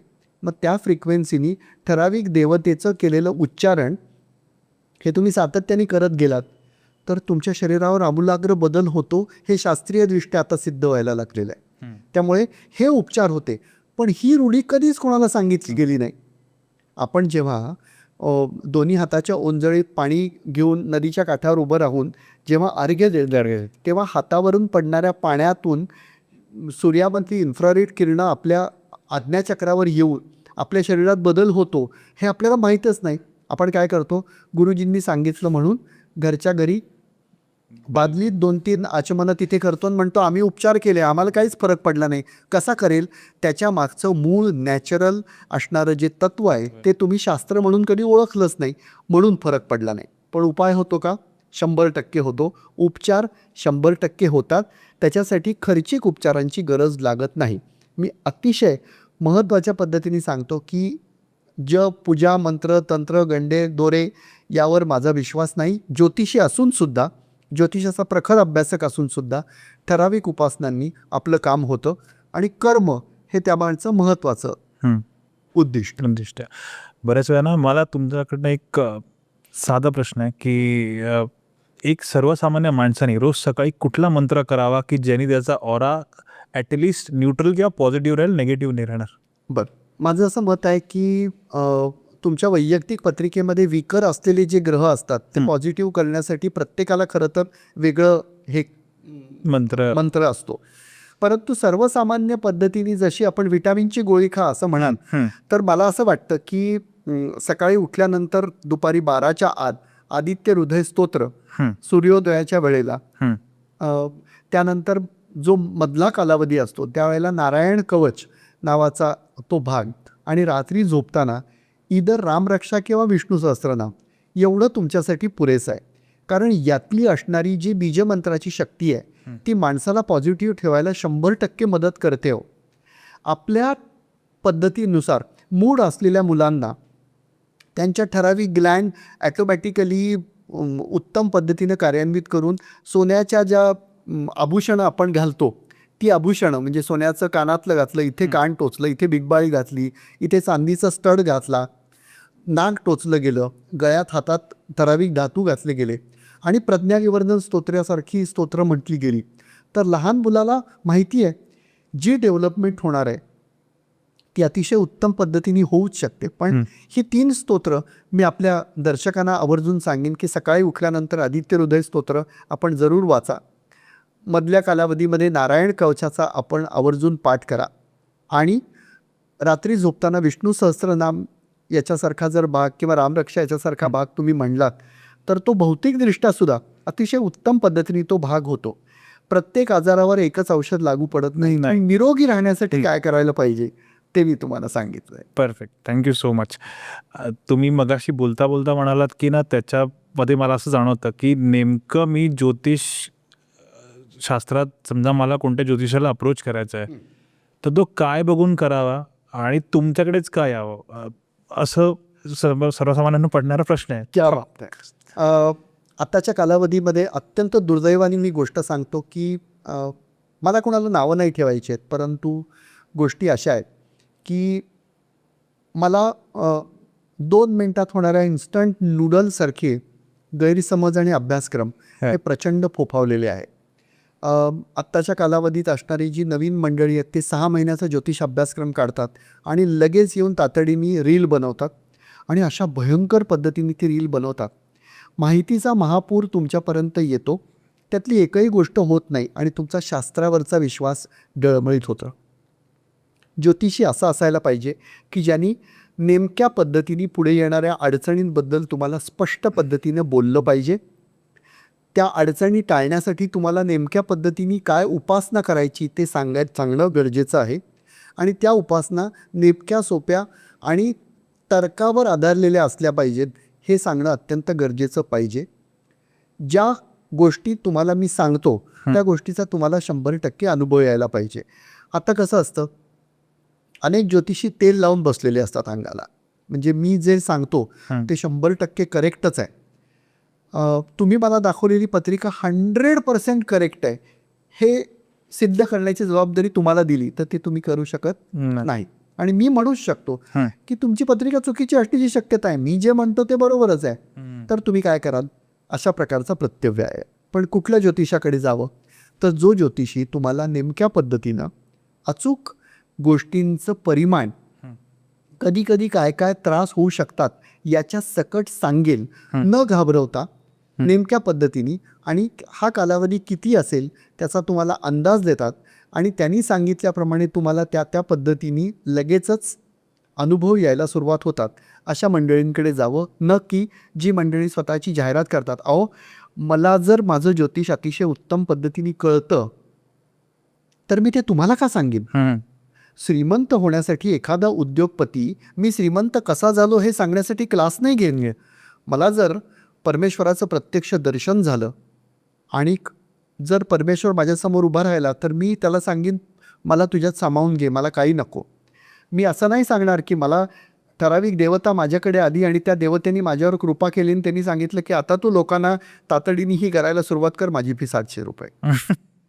असं होऊ शकत नाही. त्यामुळे निरपेक्षपणे, निरालसपणे लोकांना योग्य पद्धतीनं मार्गदर्शन करणारी मंडळी आणि ज्यांच्या मार्गदर्शनाचा 100% उपाय होतो. 25, 30 वर्ष ज्योतिष अभ्यास केल्यानंतर आज आलेल्या समोर कुंडलीचं अचूक असं वर्णन करताना सुद्धा आम्हाला एखाद्या वेळेला भीती वाटते. इतकं लेखन केल्यानंतर सुद्धा अपूर्णता आहे असं जाणवते. त्यावेळेला ऑन द कॉन्ट्ररी ज्योतिषी चक्क जाहिरात करतात की नोकरी असेल, घराचा प्रश्न असेल, सौतन दोष असेल, भांडणं असेल, कोर्ट कज्जे असेल, शत्रुत्व असेल, पीडा असेल, कर्णीबाधा असेल, ती 5 मिनिटात नाहीशी करणार. अनुभव हीच खात्री, तो अनुभव हीच खात्री, त्याच्याऐवजी खच्या ऐवजी क आल्याला पाहिजे. ही अनुभव हीच खात्री असते. त्या खात्रीने तुमचा भला मोठा खिसा कापला जातो. असं असूच शकत नाही. त्यामुळे मला असं वाटतं की ज्योतिषी हा तुम्हाला योग्य पद्धतीनं सापेक्ष, नेमकं, अचूक वर्णन करून देणारा, त्याच्यातली ग्रॅव्हिटी म्हणजे जी ग्रॅव्हिटी आहे ती योग्य पद्धतीने समजून देणारा आणि नेमकं सांगणारा असावा, ज्याला स्वतःच्या जाहिरात करण्याची अजिबात गरज पडली नाही पाहिजे. लोक त्याच्याकडे श्रद्धेने आले पाहिजेत. असेही जाहिरात न करणारी मंडळी आहेत आणि त्या पद्धतीने तुम्ही लोकांना सांगता आलं पाहिजे. अशा मंडळींकडे तुम्ही जावं. बरोबर. त्यामुळे तुमच्या सारासार विवेक बुद्धीचा तुम्ही वापर करणं गरजेचं आहे. आता एक हल्ली भयंकर नवीन फॅड आलेलं आहे की कोण कोण बुवा बाया उठतात आणि ते सांगतात की स्वामी माझ्या घरात आहेत आणि स्वामींचे मी पाय दाबते आणि अमुक करते तमुक करते आणि स्वामींनी मला लोकांचे प्रश्न सोडवायला सांगितलेलं आहे. माझ्या मुखातनं स्वामी बोलतात. तुम्हाला एक गंमत सांगतो. मानसशास्त्रीय दृष्टिकोन, एकदा एका मानसशास्त्रीय तज्ज्ञांबरोबर बोलताना मी त्यांनी सांगितलं की ते मला म्हटले की डॉक्टर तुम्ही असं आहे की मला हनुमानाचा अतिशय उत्तम साधनेचा अनुभव आला, मी जे सांगेन ते खरं आहे. असं तुम्ही 100 लोकांना सांगा, 100 लोकातल्या 10 लोकांना तुम्ही सांगितलेल्या गोष्टी अचूक लागू पडतील. त्यातली 3 लोकं अत्यंत परफेक्टली तुमच्या प्रभावी होतील. ती 3 लोकं तुमच्याकडे 30 लोकांना घेऊन येतील. ही चेन रिॲक्शन आहे. त्याच्यासाठी तुम्हाला काही माहीत असण्याची पण गरज नाही. आता तर असं होतं की समोर मनुष्य येऊन बसला की त्याची मानसिकता काय आहे, तो कशा पद्धतीने विचारायला आलेला आहे, यासारख्या असणाऱ्या ज्या गोष्टी आहेत त्या 100% आपण जज करू शकतो आणि त्याच्याबद्दल बोलू शकतो. पण माझं म्हणणं असं आहे की ज्योतिषांनी समोरच्या माणसाचा प्रश्न त्यांनी विचारायच्या आधी योग्य पद्धतीने त्याला कळला पाहिजे आणि तो सांगण्यासाठी त्याला एक सामंजस्यपूर्ण अशी उपासना त्याला देता आली पाहिजे. त्याच्या खिशातले पैसे घालवण्यापेक्षा त्याला आधार देणं, धीर देणं. मी माझ्या अनेक मुलाखतीत सांगतो की मला स्वामींनी ज्या वेळेला भक्तिमयतेच्या मार्गाच्या दृष्टिकोनातनं उपासना करायला जर सांगितलं असेल तर ती उपासना मी लोकांच्या आनंदासाठी वाटली पाहिजे, ना की पैसे मिळवण्यासाठी. हा भाग मला फार महत्त्वाचा वाटतो. ज्योतिषाकडे येण्याआधी ना माणूस हा प्रचंड संकटात असतो, असं बऱ्याच वेळा होतं. हो. आणि आउट ऑफ दॅट डेस्पेरसी ते एका ज्योतिषाकडे जातात, त्यांना विचारतात आणि ते काहीतरी उपाय सांगतात जे बघून त्यांना धडकीच भरते. आणि मग कधीतरी तुमच्याकडे पण आले असेल, तुम्हाला ती पत्रिका बघून कळलं असेल की एवढ्या भयंकर उपायांची गरज नव्हती. तर असे प्रसंग तुमच्यावर बऱ्याच वेळा झाले असतील. हो, 100% होतात. अनेकदा अशी जी मंडळी असतात की भेटायला उशीर लागल्यामुळे दुसऱ्या ज्योतिषांकडे ती मंडळी जातात आणि तोपर्यंत ज्योतिषांनी त्यांना अक्षरशः काही लाखातले उपाय सांगितलेले असतात आणि त्या लाखातले उपाय जे आपण ऐकतो ते बघून अत्यंत चक्कर येते की हे असं का, ते मला माहीत नाही. पण त्यातला एक सगळ्यात महत्त्वाचा भाग आहे की मध्यस्थ भूमिका ही, शंकराचार्य जेव्हा म्हणतात की मध्यस्थ भूमिका ही अत्यंत परोपकारी, हितोपकारी असणं गरजेचं आहे. त्यामध्ये नेमकं काही, देव तुम्हाला कधीच सांगायला येत नाही की माझी ही पूजा कर. त्याच्यातर्फे कोणीतरी एक मनुष्य येतो आणि तुम्हाला सांगतो की ही पूजा तुम्ही करा, अमुक करा. अनेकदा असं होतं की अशी अनेक मंडळी ज्योतिषांकडे जातात, त्यांनी सांगितलेले भयंकर खर्चिक असणारे उपाय केलेले असतात. ते फ्रस्ट्रेट होतात, ते उपाय खर्च करून त्याचा काही उपाय होत नाही. मग वेगवेगळ्या प्रकारच्या शांती असतात, मंत्र असतात, जप असतात, ग्रहजप असतात, या सगळ्या गोष्टी ते करून घेतात आणि मग त्याचा काहीही उपयोग होत नाही. पण ही जी एक मानसिकता असते त्याला आपण काही म्हणू शकत नाही. पण त्याचा एक वाईट असणारा भाग असं झाला की एखाद्या डॉक्टरकडे तुम्ही गेलात आणि डॉक्टरचं औषध तुम्हाला लागू पडलं नाही, तर लागू पडलं नाही म्हटल्यानंतर तुम्ही दुसरा डॉक्टर जाता की नाही, त्या डॉक्टरचं औषध नाही लागू पडलं एवढं आपण म्हणता, मग दुसऱ्या डॉक्टरना दाखवतात. ज्योतिषाच्या बाबतीत मात्र असं होत नाही. तुम्ही ज्योतिषाकडे जाता आणि ती सांगितलेलं खरं आलं नाही, पण त्याचं काही कारण असेल, मग तुम्ही म्हणता ज्योतिषी काही शास्त्रच नाही, त्याला काही कळत नाही. याच्यावर माझा आक्षेप आहे. ज्योतिषाला 100% कळतं. तुम्ही दाखवलेली जी पत्रिका असते ती अचूक पद्धतीने आहे आणि त्याच्यावर हा उपाय आहे असं ज्योतिषांनी सांगणं गरजेचं असतं. पण अनेकदा आपलं जे समाजमन आहे ते उताराला लागलेलं समाजमन आहे असं मला खेदानी वाटतं. उतार म्हणजे उताराकडे सगळ्या गोष्टी घरंगळत जातात. वेगवेगळ्या पद्धतीच्या आता पॅथीज उपलब्ध आहेत. वेगवेगळी माणसं वेगवेगळे क्लास करतात आणि वेगवेगळ्या रील्समधनं सांगतात की आम्ही हे करून देतो, आम्ही ते करून देतो, आम्ही तुमचा पूर्वजन्म सांगतो. ठीक आहे, मी तुम्हाला असं सांगितलं की तुमचा पूर्वजन्म उंटाचा होता, मग पुढे त्याचा काय उपयोग होत नाही. तुम्ही ऐकता. क्युरेटिव्ह असणाऱ्या रेमेडीज असतात, त्याच्याबद्दल आपण काहीच बोलत नाही. पण अशा पद्धतीने म्हणजे जी माणसं संकटात आहेत त्या माणसांना उपाय देण्यापेक्षा त्यांना नाडण्याकडे या काही व्यावसायिक ज्योतिषी मंडळींचा कल असतो आणि त्याच्यामुळे हे शास्त्र प्रचंड बदनाम झालं असं मला वाटतं. त्यामुळे मी याही मंडळींना मनापासून या व्यासपीठावरनं पण विनंती करीन की 5 आणि 6 महिन्यात ज्योतिष शिकता येत नाही. ते शिकलं तरी ते अतिशय व्यवस्थित पद्धतीने आपल्याला करणं गरजेचं असतं. आणि उपाय आणि उपचार हा असणारा जो भाग असतो तो साध्या उपासनेने सुद्धा करता येतोच. त्याच्यासाठी फार भारी यज्ञ करावा लागतो असं काही नाही. म्हणजे काही लोक कवच मंत्रून देतात, काही लोक गंडे दागे दोरे घालायला लावतात, काही अमुक करायला लावतात. या सगळ्या गोष्टींची गरज असण्याची गरज नाही. गेले 25 वर्ष ज्योतिषशास्त्राबद्दलमध्ये असलेल्या ज्या अंधश्रद्धा आणि चुकीच्या रूढी आहेत त्याच्याबद्दल मी देश आणि विदेशात जाऊन लोकांना कळकळीने विनंती करू शकतो की बाबा, माणूस नशीब बदलू शकत असता तर त्यांनी ते तुम्हाला सांगायला तो इथे उपलब्ध राहिला नसता. तुमच्या फीमध्ये तुम्ही फक्त त्यांना योग्य पद्धतीने गोष्टी विचारता आणि त्या उपासनेतनं तुमचं आयुष्य चांगलं करण्यासाठी जो मनुष्य तुम्हाला नीट आणि नेमकी मदत करतो आणि त्याच्यासाठी काहीही तो बाकी मागत नाही, असा मनुष्य खरं असणं गरजेचं आहे. पण हे उपाय अनेकदा लोक विचित्र पद्धतीने करतात. जेवढा भारी उपाय तेवढं पटकन माझं काम होईल अशी हे धरतात. आणि आताच्या कालावधीत तर काय की वेगवेगळी देवस्थानं माणसांमुळे उजागराला आलेली आहे. वेगवेगळ्या ठराविक पद्धतीने आपण जाऊन त्या देवळात उपासना केली की लई भारी असा जो भाग आहे, म्हणजे देवानी कल्याण केलं नाही, यांनी देवाचं कल्याण करून देवाला फेमस केल्याची उदाहरणं आपण गेल्या काही वर्षांमध्ये बघितलेली आहे. बरोबर. तो एक मुद्दा झाला. आणि दुसरा मुद्दा असा आहे की तुम्ही जे म्हणतात असे ज्योतिष आहेत का की जे काय उपाय जे आहेत ते पॉझिटिव्ह न सांगता बऱ्याच वेळेला जनावरांची बळी दे, माणसाची बळी दे बऱ्याच वेळेला, तर असेही उपाय आहेत का? खरंच हे उपाय म्हणून पकडले जातात? कधीही असं नाही. कुठल्याही जन्मांमध्ये कुठल्याही गोष्टींमध्ये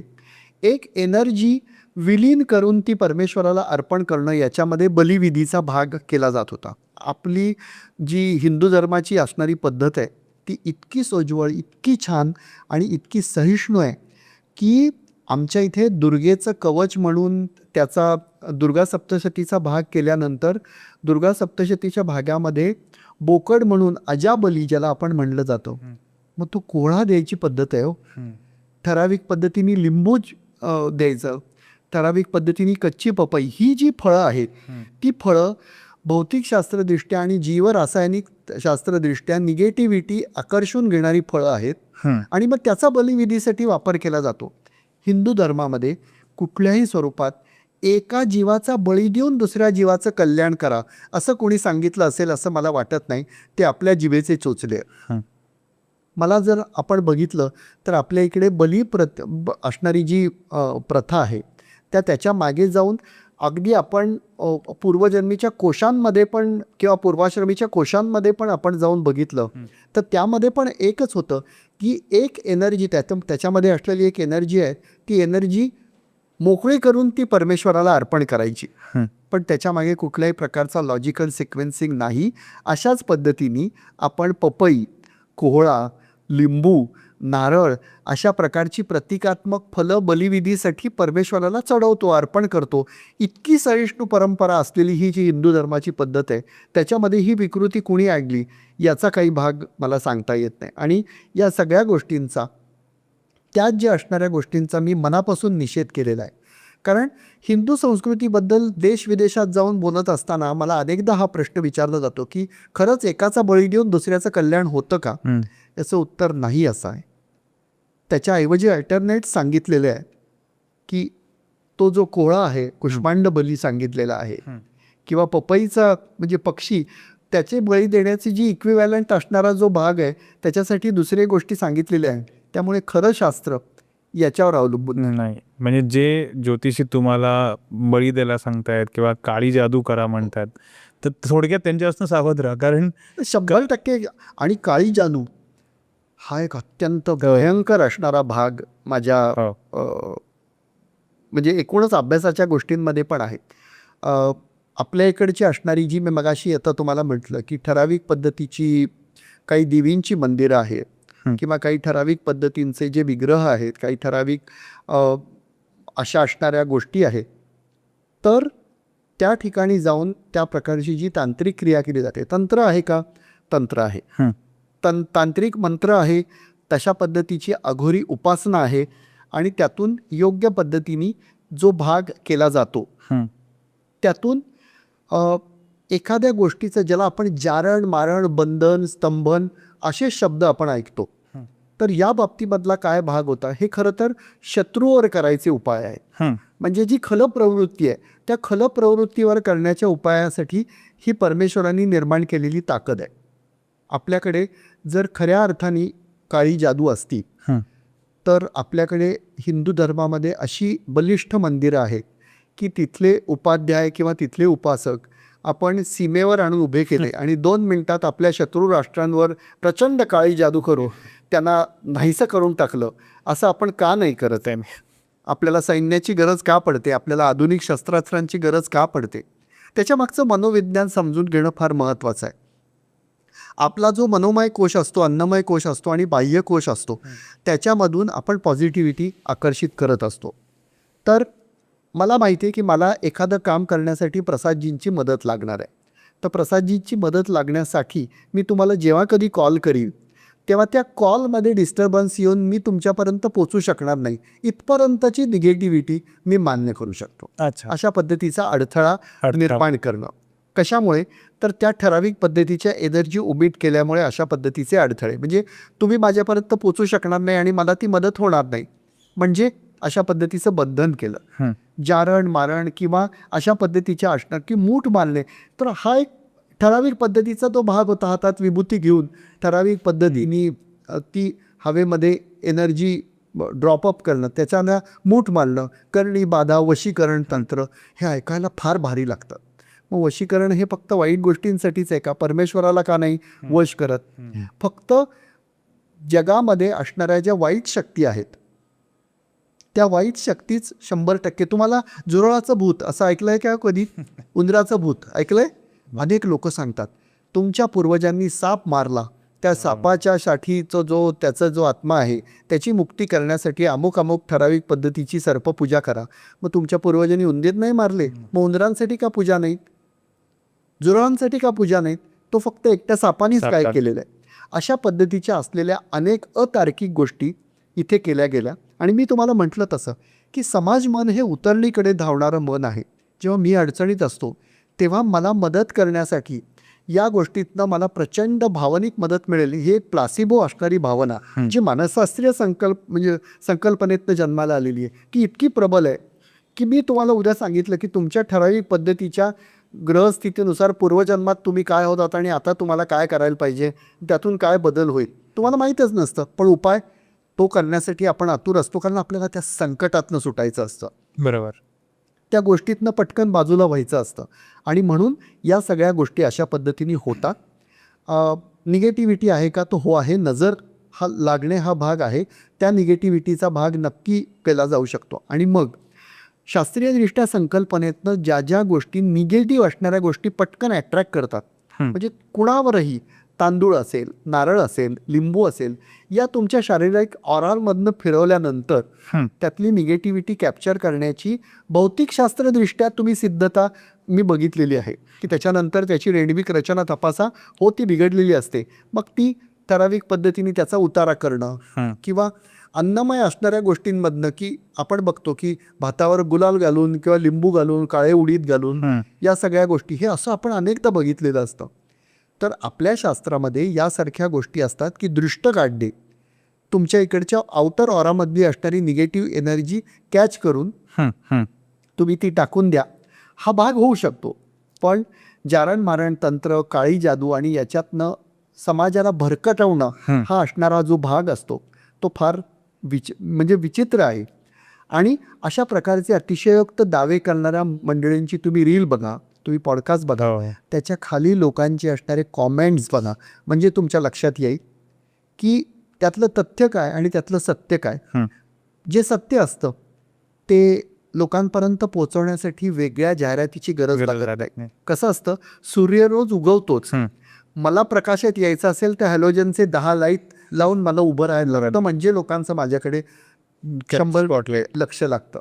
जो सूर्य असतो तो सूर्याला सूर्य म्हणायला वेगळ्या लोकांची गरज नसते. त्यामुळे मला फार गंमत वाटते काही काही लोक जे अतिशयोक्त दावे करतात आणि संत महात्म्यांच्या नावाने या सगळ्या गोष्टी करतात, उपाय सांगतात, तर त्यांचं फक्त अल्टिमेट एम एकच असतं की तुम्हाला फक्त देतात खात्री आणि लावतात खात्री. चमत्कार असतात का? 100%. चमत्कारात असणारा जो भाग असतो तो भाग सुद्धा तुम्ही केलेल्या कुठलीही गोष्ट या जगात विनाकारण वितथ्य घडत नाही, म्हणजे तथ्याला सोडून घडत नाही. तुम्ही जर लॉटरीचं तिकीट खरेदी केलेलं असेल तर बऱ्याच काळापासून तुम्ही केलेल्या गोष्टींमध्ये तुम्हाला त्याचं रिवॉर्ड म्हणून त्याचं तिकीट तुम्हाला नक्की मिळू शकतं. लॉटरी लागावी म्हणून तुम्ही देवाकडे प्रार्थना केली तर ते तसं करायची गरज नाही. लॉटरी म्हणून तुम्हाला अन्य इतर गोष्टींमधल्या गोष्टींचं पारिश्रमिक पण मिळू शकतं. चमत्कार म्हणजे आपण कल्पना न केलेल्या दृष्टिकोनातनं एखादी गोष्ट आपल्या इकडे अशक्य असताना घडणं, त्याची व्याख्या आहे चमत्कार, की ही गोष्ट घडणं शक्य नव्हतं आणि ती गोष्ट घडली. त्याच्यासाठी तुमचं कर्म, तुम्ही केलेले प्रामाणिक प्रयत्न, तुमची श्रद्धा आणि तुमची निष्ठा या 4 गोष्टी आवश्यक असतात. त्यासाठी कुठल्याही प्रकारची पूजा, त्यासाठी कुठल्याही प्रकारचं बाह्य उपाययोजना या गोष्टी नसतात. चमत्कार होत असतील तर ते तुमच्या कर्मानीच झालेले चमत्कार आहे. पण दैवी कृपा मात्र आपल्याला सांगता येत नाही. अत्यंत निष्ठेने एखाद्या देवताला किंवा देवतेच्या दृष्टिकोनातनं केलेली उपासना असेल तर ती देवता प्रसन्न झाल्यानंतर मिळणारी अनुभूती आणि पॉझिटिव्हिटी याला आपण चमत्कार म्हणू शकतो. त्यामुळे चमत्कार होतात, 100% होतात. अच्छा. पुढे मला तुम्हाला एक प्रश्न विचारायचा आहे की बऱ्याच वेळेला पौर्णिमा आणि अमावस्या हे बेसिकली चंद्राची आणि पृथ्वीची पोझिशन आहे. थेट तुमच्या शरीराशी त्याचा असणारा संबंध. तुमच्या शरीरात 75% पाणी आहे. त्या पाण्यातून आणि तुमच्या मेंदूशी होणाऱ्या रक्ताभिसरणातनं तुमची मनोभूमिका एखादी गोष्ट हे होणं, म्हणजे एखादी जर गोष्ट तुमच्याशी संबंध नसताना एखाद्या माणसाला तुम्ही जर भोसकताना बघितलं तर तुमचा हार्ट रेट वाढतो. तुमचा संबंध आहे का तिथे? नाही. पण ती तुमची प्रतिक्रिया असते. तशा पद्धतीने अमावस्या आणि पौर्णिमेला आपल्या विचारांवर सुद्धा तशा पद्धतीच्या गोष्टींचा फरक पडतो. त्याच्याशी रक्तदाबाचा संबंध आहे.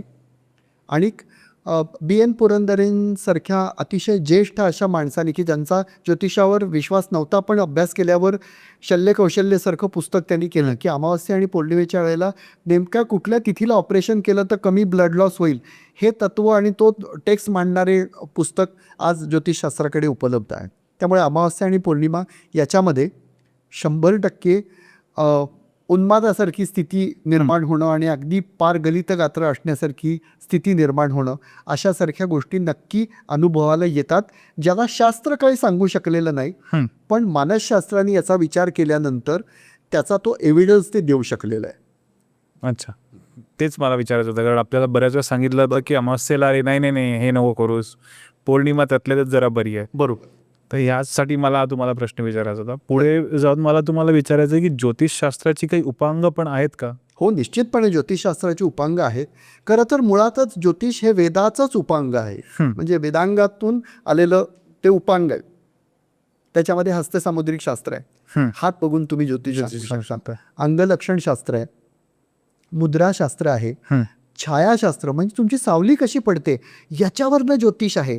अच्छा. आपल्या सर्व असणाऱ्या जे ऋषीमुनी होते ते फार उच्च दर्जाचे वैज्ञानिक होते.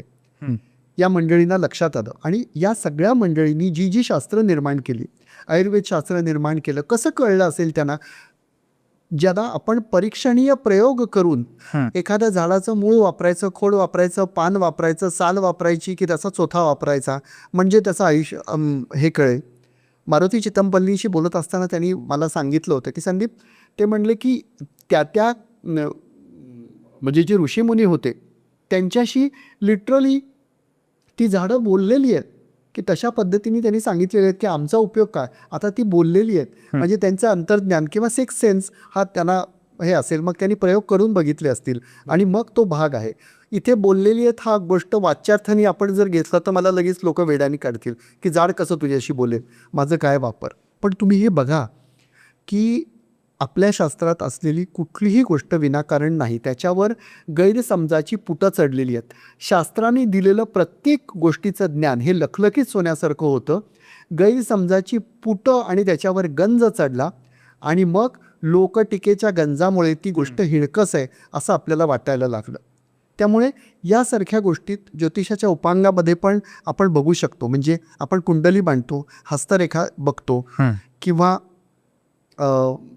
कधी कधी आता अनेक शास्त्र उपलब्ध झालेली आहेत. आता टॅरो रिडिंग आहे, अशासारखी असणारी गोष्ट आहे. तर ती ज्योतिषशास्त्राची उपांग आहेतच.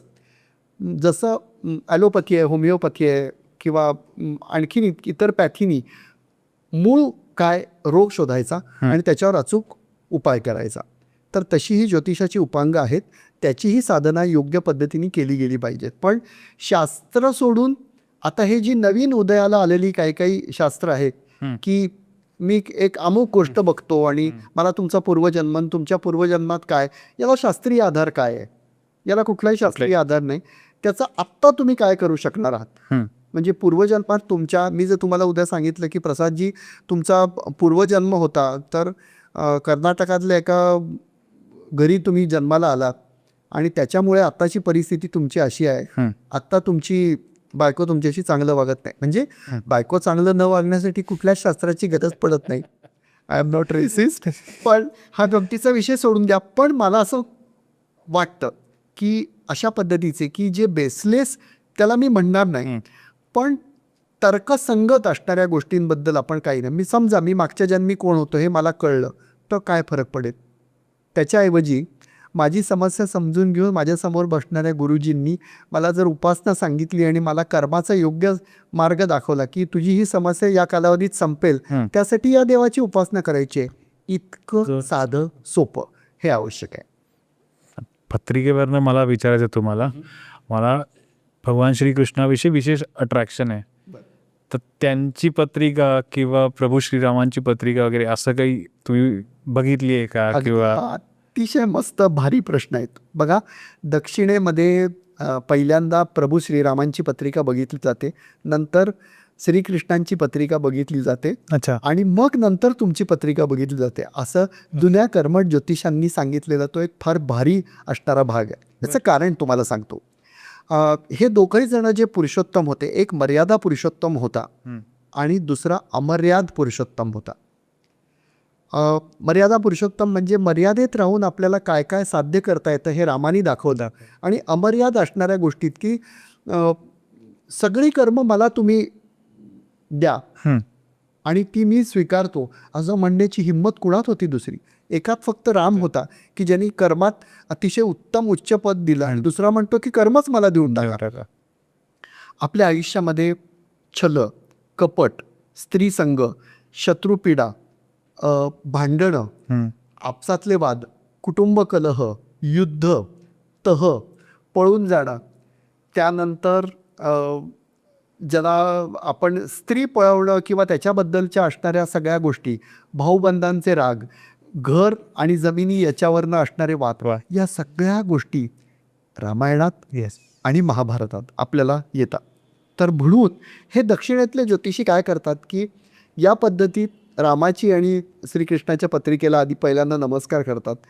आयुष्यातली नाट्यमयता म्हणून ज्या ज्या गोष्टी आयुष्यात घडणं गरजेचं असतं, किंवा तुम्ही विचार करा की समजा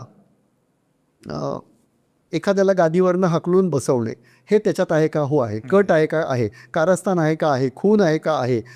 बालकांची हत्या आहे का? आहे. स्त्रीचं विटंबना आहे का? आहे. अशा सगळ्या गोष्टी त्याच्यामध्ये आहेत.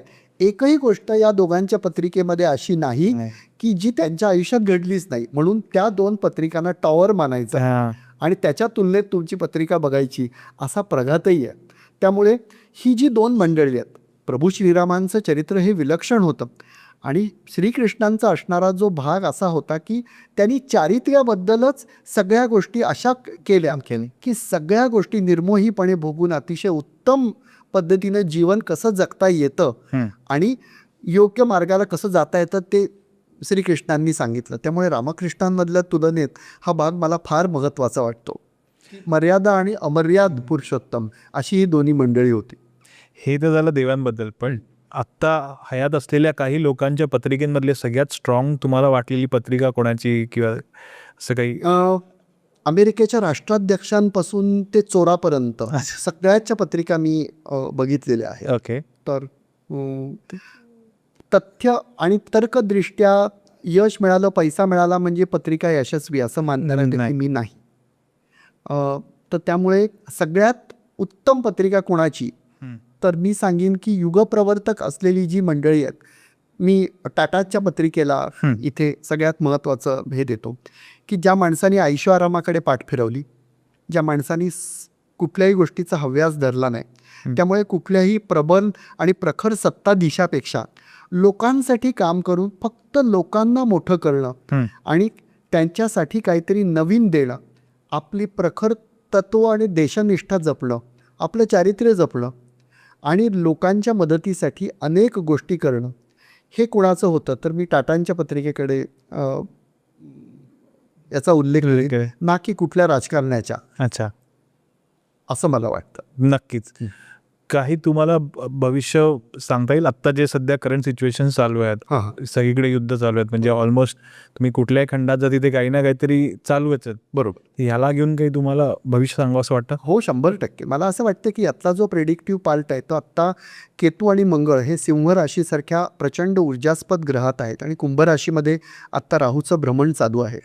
त्याच्याच नंतर लगेचच मीन राशीसारखी गुरूमध्ये शनी आलेला आहे. त्यामुळे 2025च्या साधारणतः 13 मार्चपासून सुरू झालेली ही प्रचंड अस्थिरता असणारी जी गोष्ट आहे ती साधारणतः 2026च्या एप्रिलपर्यंत अशाच पद्धतीने राहणार. विनाकारण खटके, कारण जिथे जिथे ऊर्जा उत्पन्न होते ती रिलीज होण्याचं काहीतरी एक कारण गरजेचं असतं. तुमच्या घरात तुम्ही प्रेशर कुकर जर तापवला तर त्याची शिट्टी व्हावी लागते. आत्तापर्यंत गेल्या 2 ते 3 वर्षामध्ये असणारी जी अस्थिर परिस्थिती असते आहे त्या अस्थिर परिस्थितीची शिट्टी म्हणून या युद्धांकडे आपण बघणं आवश्यक आहे असं माझं मत आहे. केतू हा अनाकलनीयतेचा ग्रह आहे आणि त्याला विचार नाही आहे, आणि मंगळ हा सेनापती आणि ऊर्जेचा ग्रह आहे. त्याला फक्त आक्रमण माहिती आहे, त्याला फक्त परास्त करणं माहिती आहे, त्याला फक्त स्फोट हाताळणं माहिती आहे. त्यामुळे असे 2 ग्रह जेव्हा एकत्र येतात तेव्हा युद्धजन्य परिस्थिती निर्माण होते. आत्ताची असणारी युद्धजन्य असणारी जी परिस्थिती आहे त्याचा जर आपण भाग लक्षात घेतला तर पुढच्या साधारणतः 2-2.25 वर्षात अशाच परिस्थितीत जोपर्यंत कर्क राशीत गुरु येत नाही तोपर्यंत ही अस्थिरता थांबणार नाही. म्हणजेच एप्रिल 2026 पर्यंत ही अस्थिरता थांबणार नाही. माझं तर म्हणणं असं आहे की परत एकदा अशा प्रकारच्या युद्धाचे दुष्परिणाम हे ऑगस्टच्या लास्ट वीकला, सप्टेंबरच्या लास्ट वीकला आणि ऑक्टोबर ते डिसेंबर एवढ्या कालावधीमध्ये पण आपल्याला परत बघायला मिळू शकेल. भारताच्या राजकीय परिस्थितीमध्ये सुद्धा अशा प्रकारचं काही चढ उताराचं असणारं जे वातावरण आहे तेही बघायला लागेल.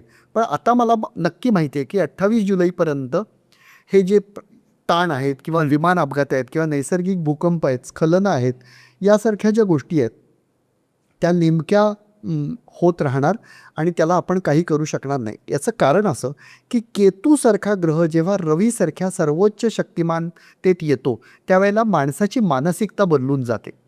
एखादा हिंसक मनुष्य असेल तर त्याच्या हातात एखादं धारदार शस्त्र दिलं तर तो अधिक हिंसा करेल. तशा पद्धतीची ही परिस्थिती आहे. आर्थिकदृष्ट्या तुम्ही जर बघितलं तर मला असं वाटतं की आत्ताच्या कालावधीमध्ये एक शेअर बाजारात छोटासा डाऊनफॉल ऑगस्टच्या मध्यापर्यंत येईल. त्याच्यानंतर परत टप्प्याटप्प्याने तो वाढेल. सोन्याच्या भावाच्या किमतीबद्दल आपण जर बघितलं तर पुढे अजून 5 ते 10 हजाराची उसळी सोनं घेण्याची शक्यता मला निश्चितपणे वाटते. खाद्यतेलाच्या भावांबद्दल आपण बघितलं तर आपण तेलाच्या भावांबद्दल जर आपण बघितलं तर त्याच्यामध्ये काही वाढ होण्याची शक्यता यासारख्या युद्धजन्य स्थितीमुळे नक्की लक्षात येते. ही अस्थिर असणारी परिस्थिती ही एप्रिल 2026 पर्यंत असणारच आहे. पण हे जे काही भयानक भविष्य सांगितलं जात आहे की आता ऑगस्टमध्ये मोठी सुनामी येईल, 3रं महायुद्ध सुरू होईल, सगळ्यांना वाईट हे होईल, या असल्या कुठल्याही भाकड कथांवर कृपा करून विश्वास ठेवू नका. 3रं महायुद्ध जगाला परवडणारं नाही. कोणीही त्याच्यासाठी मानसिकदृष्ट्या तयार नाही.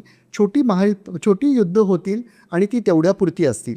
पण परत एकदा सांगतो की आपण हे जे रोज भयावह ज्योतिष ऐकतोय ते ऐकणं पहिल्यांदा बंद करा.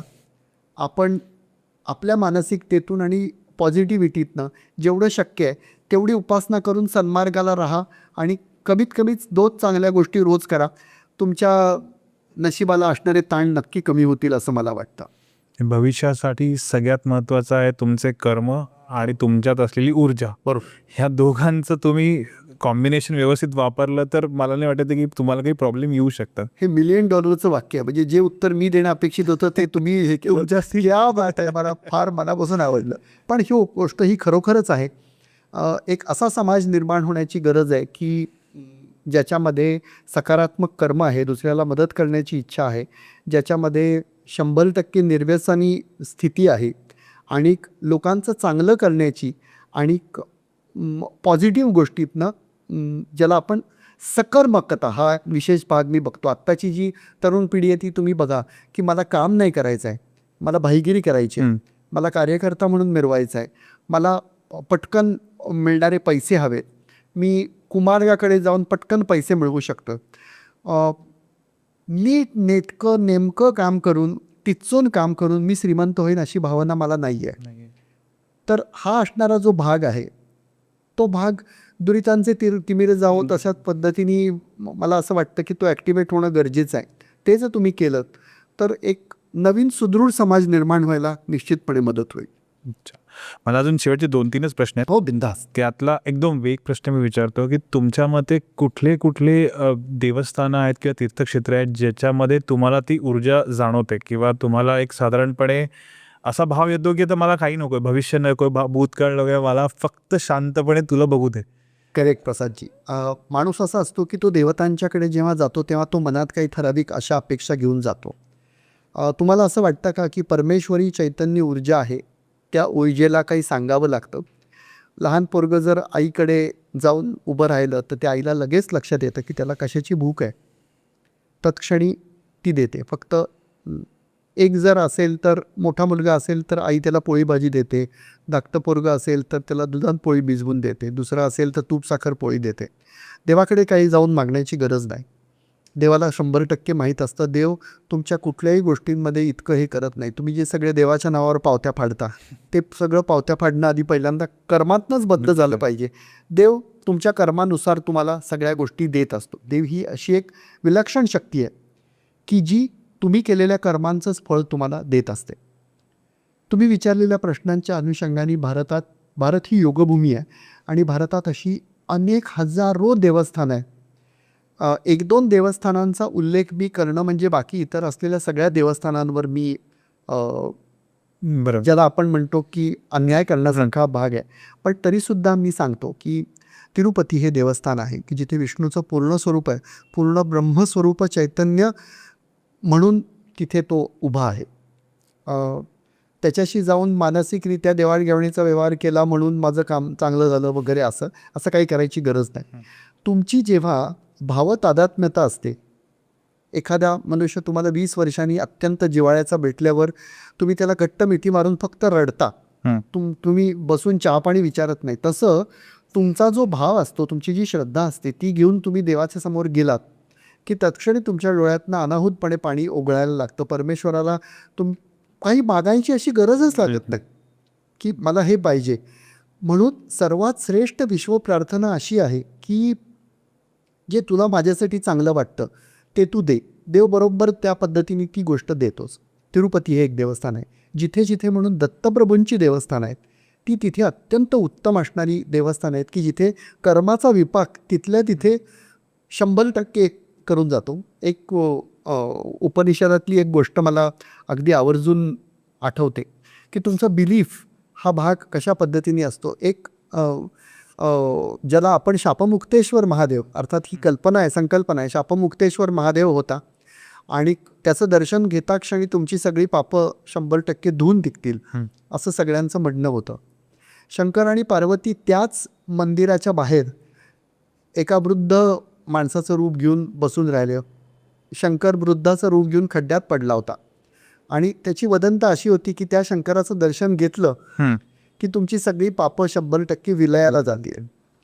तर शंकर त्या खड्ड्यात पडून कणत होता, शेजारी पार्वती बसलेली होती आणि प्रत्येकाला शंकर विनंती करत होता की मला खड्ड्यातनं बाहेर काढा, पण तुम्ही पापी नाही असले पाहिजे. तर असं म्हणून असं म्हणता क्षणी पुढे गेलेला हात मागे गेला.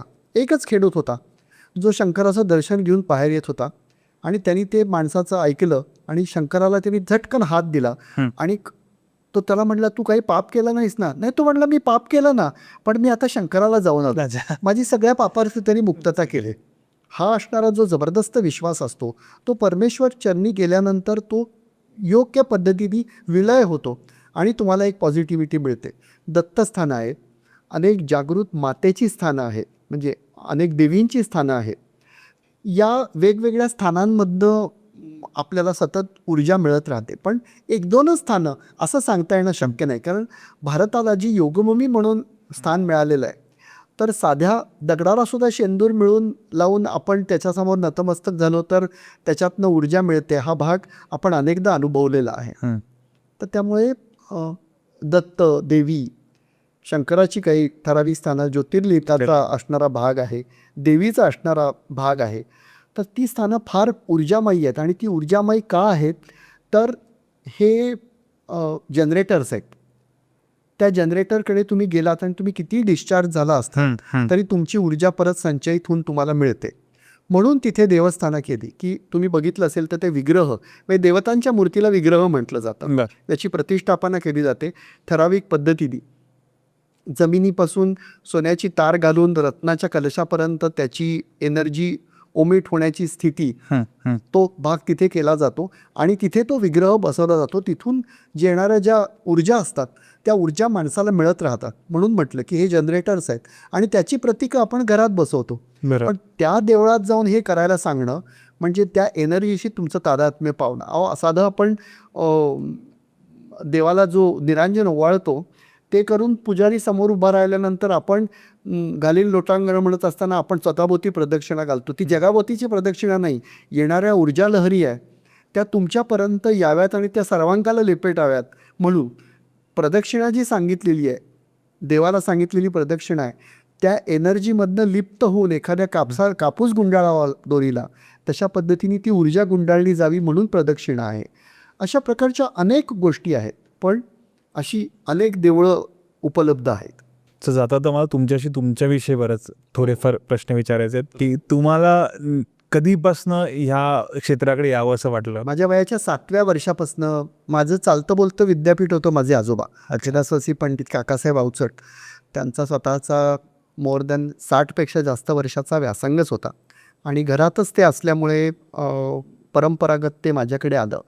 आधी पहिल्यांदा खूप उत्साहाने आणि नंतर आजोबांच्या प्रेरणेने मी ज्योतिषशास्त्र शिकायला सुरुवात केली आणि 1983 साली महाराष्ट्रातला सगळ्यात लहान ज्योतिषी म्हणून माझा गौरव अखिल भारतीय ज्योतिष परिषदेत झाला. आणि तेव्हापासून मी हे सातत्याने काम करत होतो. परंतु माझे आजोबा जोपर्यंत हयात होते तोपर्यंत जवळजवळ 18 वर्षांचा अभ्यास होईपर्यंत त्यांनी मला प्रत्यक्ष प्रेडिक्टिव्ह सेगमेंटमध्ये येऊ दिलं नाही. आणि मला असं वाटतं की कोणी कुणाचं नशीब बदलू शकत नाही, पण लोकांच्या जीवनातला आनंद अचूक पद्धतीची कालमर्यादा सांगून आणि त्यांनी काय करायला पाहिजे हे सांगून त्यांना परत देता येतो, याच गोष्टीचं मला विलक्षण आकर्षण वाटलं.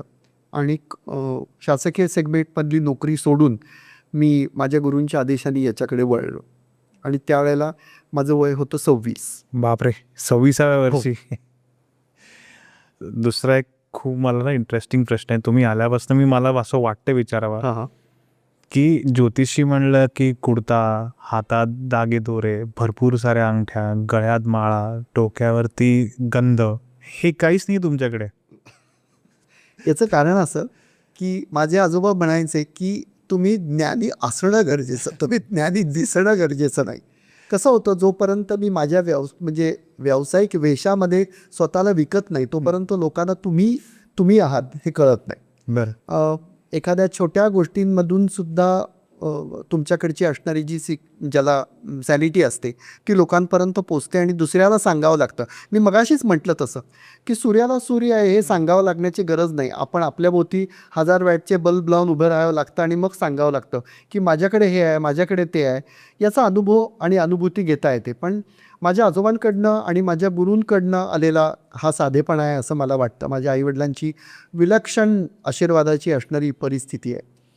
तर त्यांनी मला सांगितलं की तू या पद्धतीत साधं राहणं हे अत्यंत महत्त्वाचं, तू असणं महत्त्वाचं, दिसणं नाही. आणि म्हणून मी कायमस्वरूपी ती गोष्ट केली. म्हणून माझ्या गुरूंनी दिलेल्या फक्त ज्या 2 अंगठ्या आहेत तेवढ्या सोडून याच्या पलीकडे मी दुसरं गंडे, दोरे, धागे, माळा हे असलं काहीही घालत नाही. संदीप दादा, तुमच्याशी बोलून इतकं छान वाटतं ना मला आता, की मला असं वाटतं की आपण काही दिवसांनी जेव्हा तुम्हाला वेळ असेल तेव्हा विज्ञान आणि शास्त्र आणि ह्या सगळ्या गोष्टीला घेऊन आपण एक 100% स्पेशल एपिसोड केला पाहिजे. पण आत्तासाठी मला असं वाटतं तुम्ही काढलेला वेळ हा खूप महत्त्वाचा आहे आणि त्यासाठी खूप खूप खूप धन्यवाद. मला नक्कीच वाटतं की या एपिसोड बघून लोकांमध्ये अंधश्रद्धा, श्रद्धा ह्यातले गैरसमज दूर कमीत होतील. कमी 1% अवेअरनेस जरी निर्माण झाला की आपण किमान जो मनुष्य फक्त उपासना सांगून आपल्या प्रश्नांची सोडवणूक करू शकतो अशा माणसाकडे जाऊन आपण पाहिलं पाहिजे. ज्योतिषांना डोळसपणे प्रश्न विचारले पाहिजेत. एखादी गोष्ट होत नसली तर ती का आहे हे विचारण्याचं धाडस पाहिजे. आणि डोळे झाकून अंधश्रद्धेने विश्वास ठेवण्यापेक्षा नेमकं मी काय कर्म केलं की मला यश मिळेल हे विचारण्यासाठी लोकांनी ज्योतिषाकडे जायला हवं असं माझं मत आहे. या कार्यक्रमाच्या माध्यमातून हा कार्यक्रम बघणारी जी सर्व मंडळी आहेत त्यांच्याकडे मी विश्वात्मक प्रार्थना करीन की सर्वांना आयुरारोग्य, ऐश्वर, शांतता, समाधान आणि सुख मिळो. आणि असंच लोकांपर्यंत पोहोचण्याचं तुमचं जे कार्य आहे त्यालाही माझ्या खूप मनापासून शुभेच्छा. मनापासून thank you so much. Thank you so much. तर कसा वाटला तुम्हाला हा आमचा आजचा पॉडकास्ट हे आम्हाला कमेंट सेक्शनमध्ये जरूर कळवा. त्यासोबत चॅनलला सबस्क्राईब करायला विसरू नका आणि तुमच्या आवडत्या लोकांपर्यंत जास्तीत जास्त हा एपिसोड शेअर करा. तुम्हाला जर संदीप दादांना मार्गदर्शनासाठी संपर्क करायचा असेल तर त्यांची संपूर्ण माहिती आम्ही डिस्क्रिप्शन बॉक्समध्ये दिलेली आहे. तर भेटूया पुढच्या आठवड्यात एका नवीन पॉडकास्टमध्ये एका वेगळ्या विषयावर चर्चा करायला. Stay tune only on desi pod.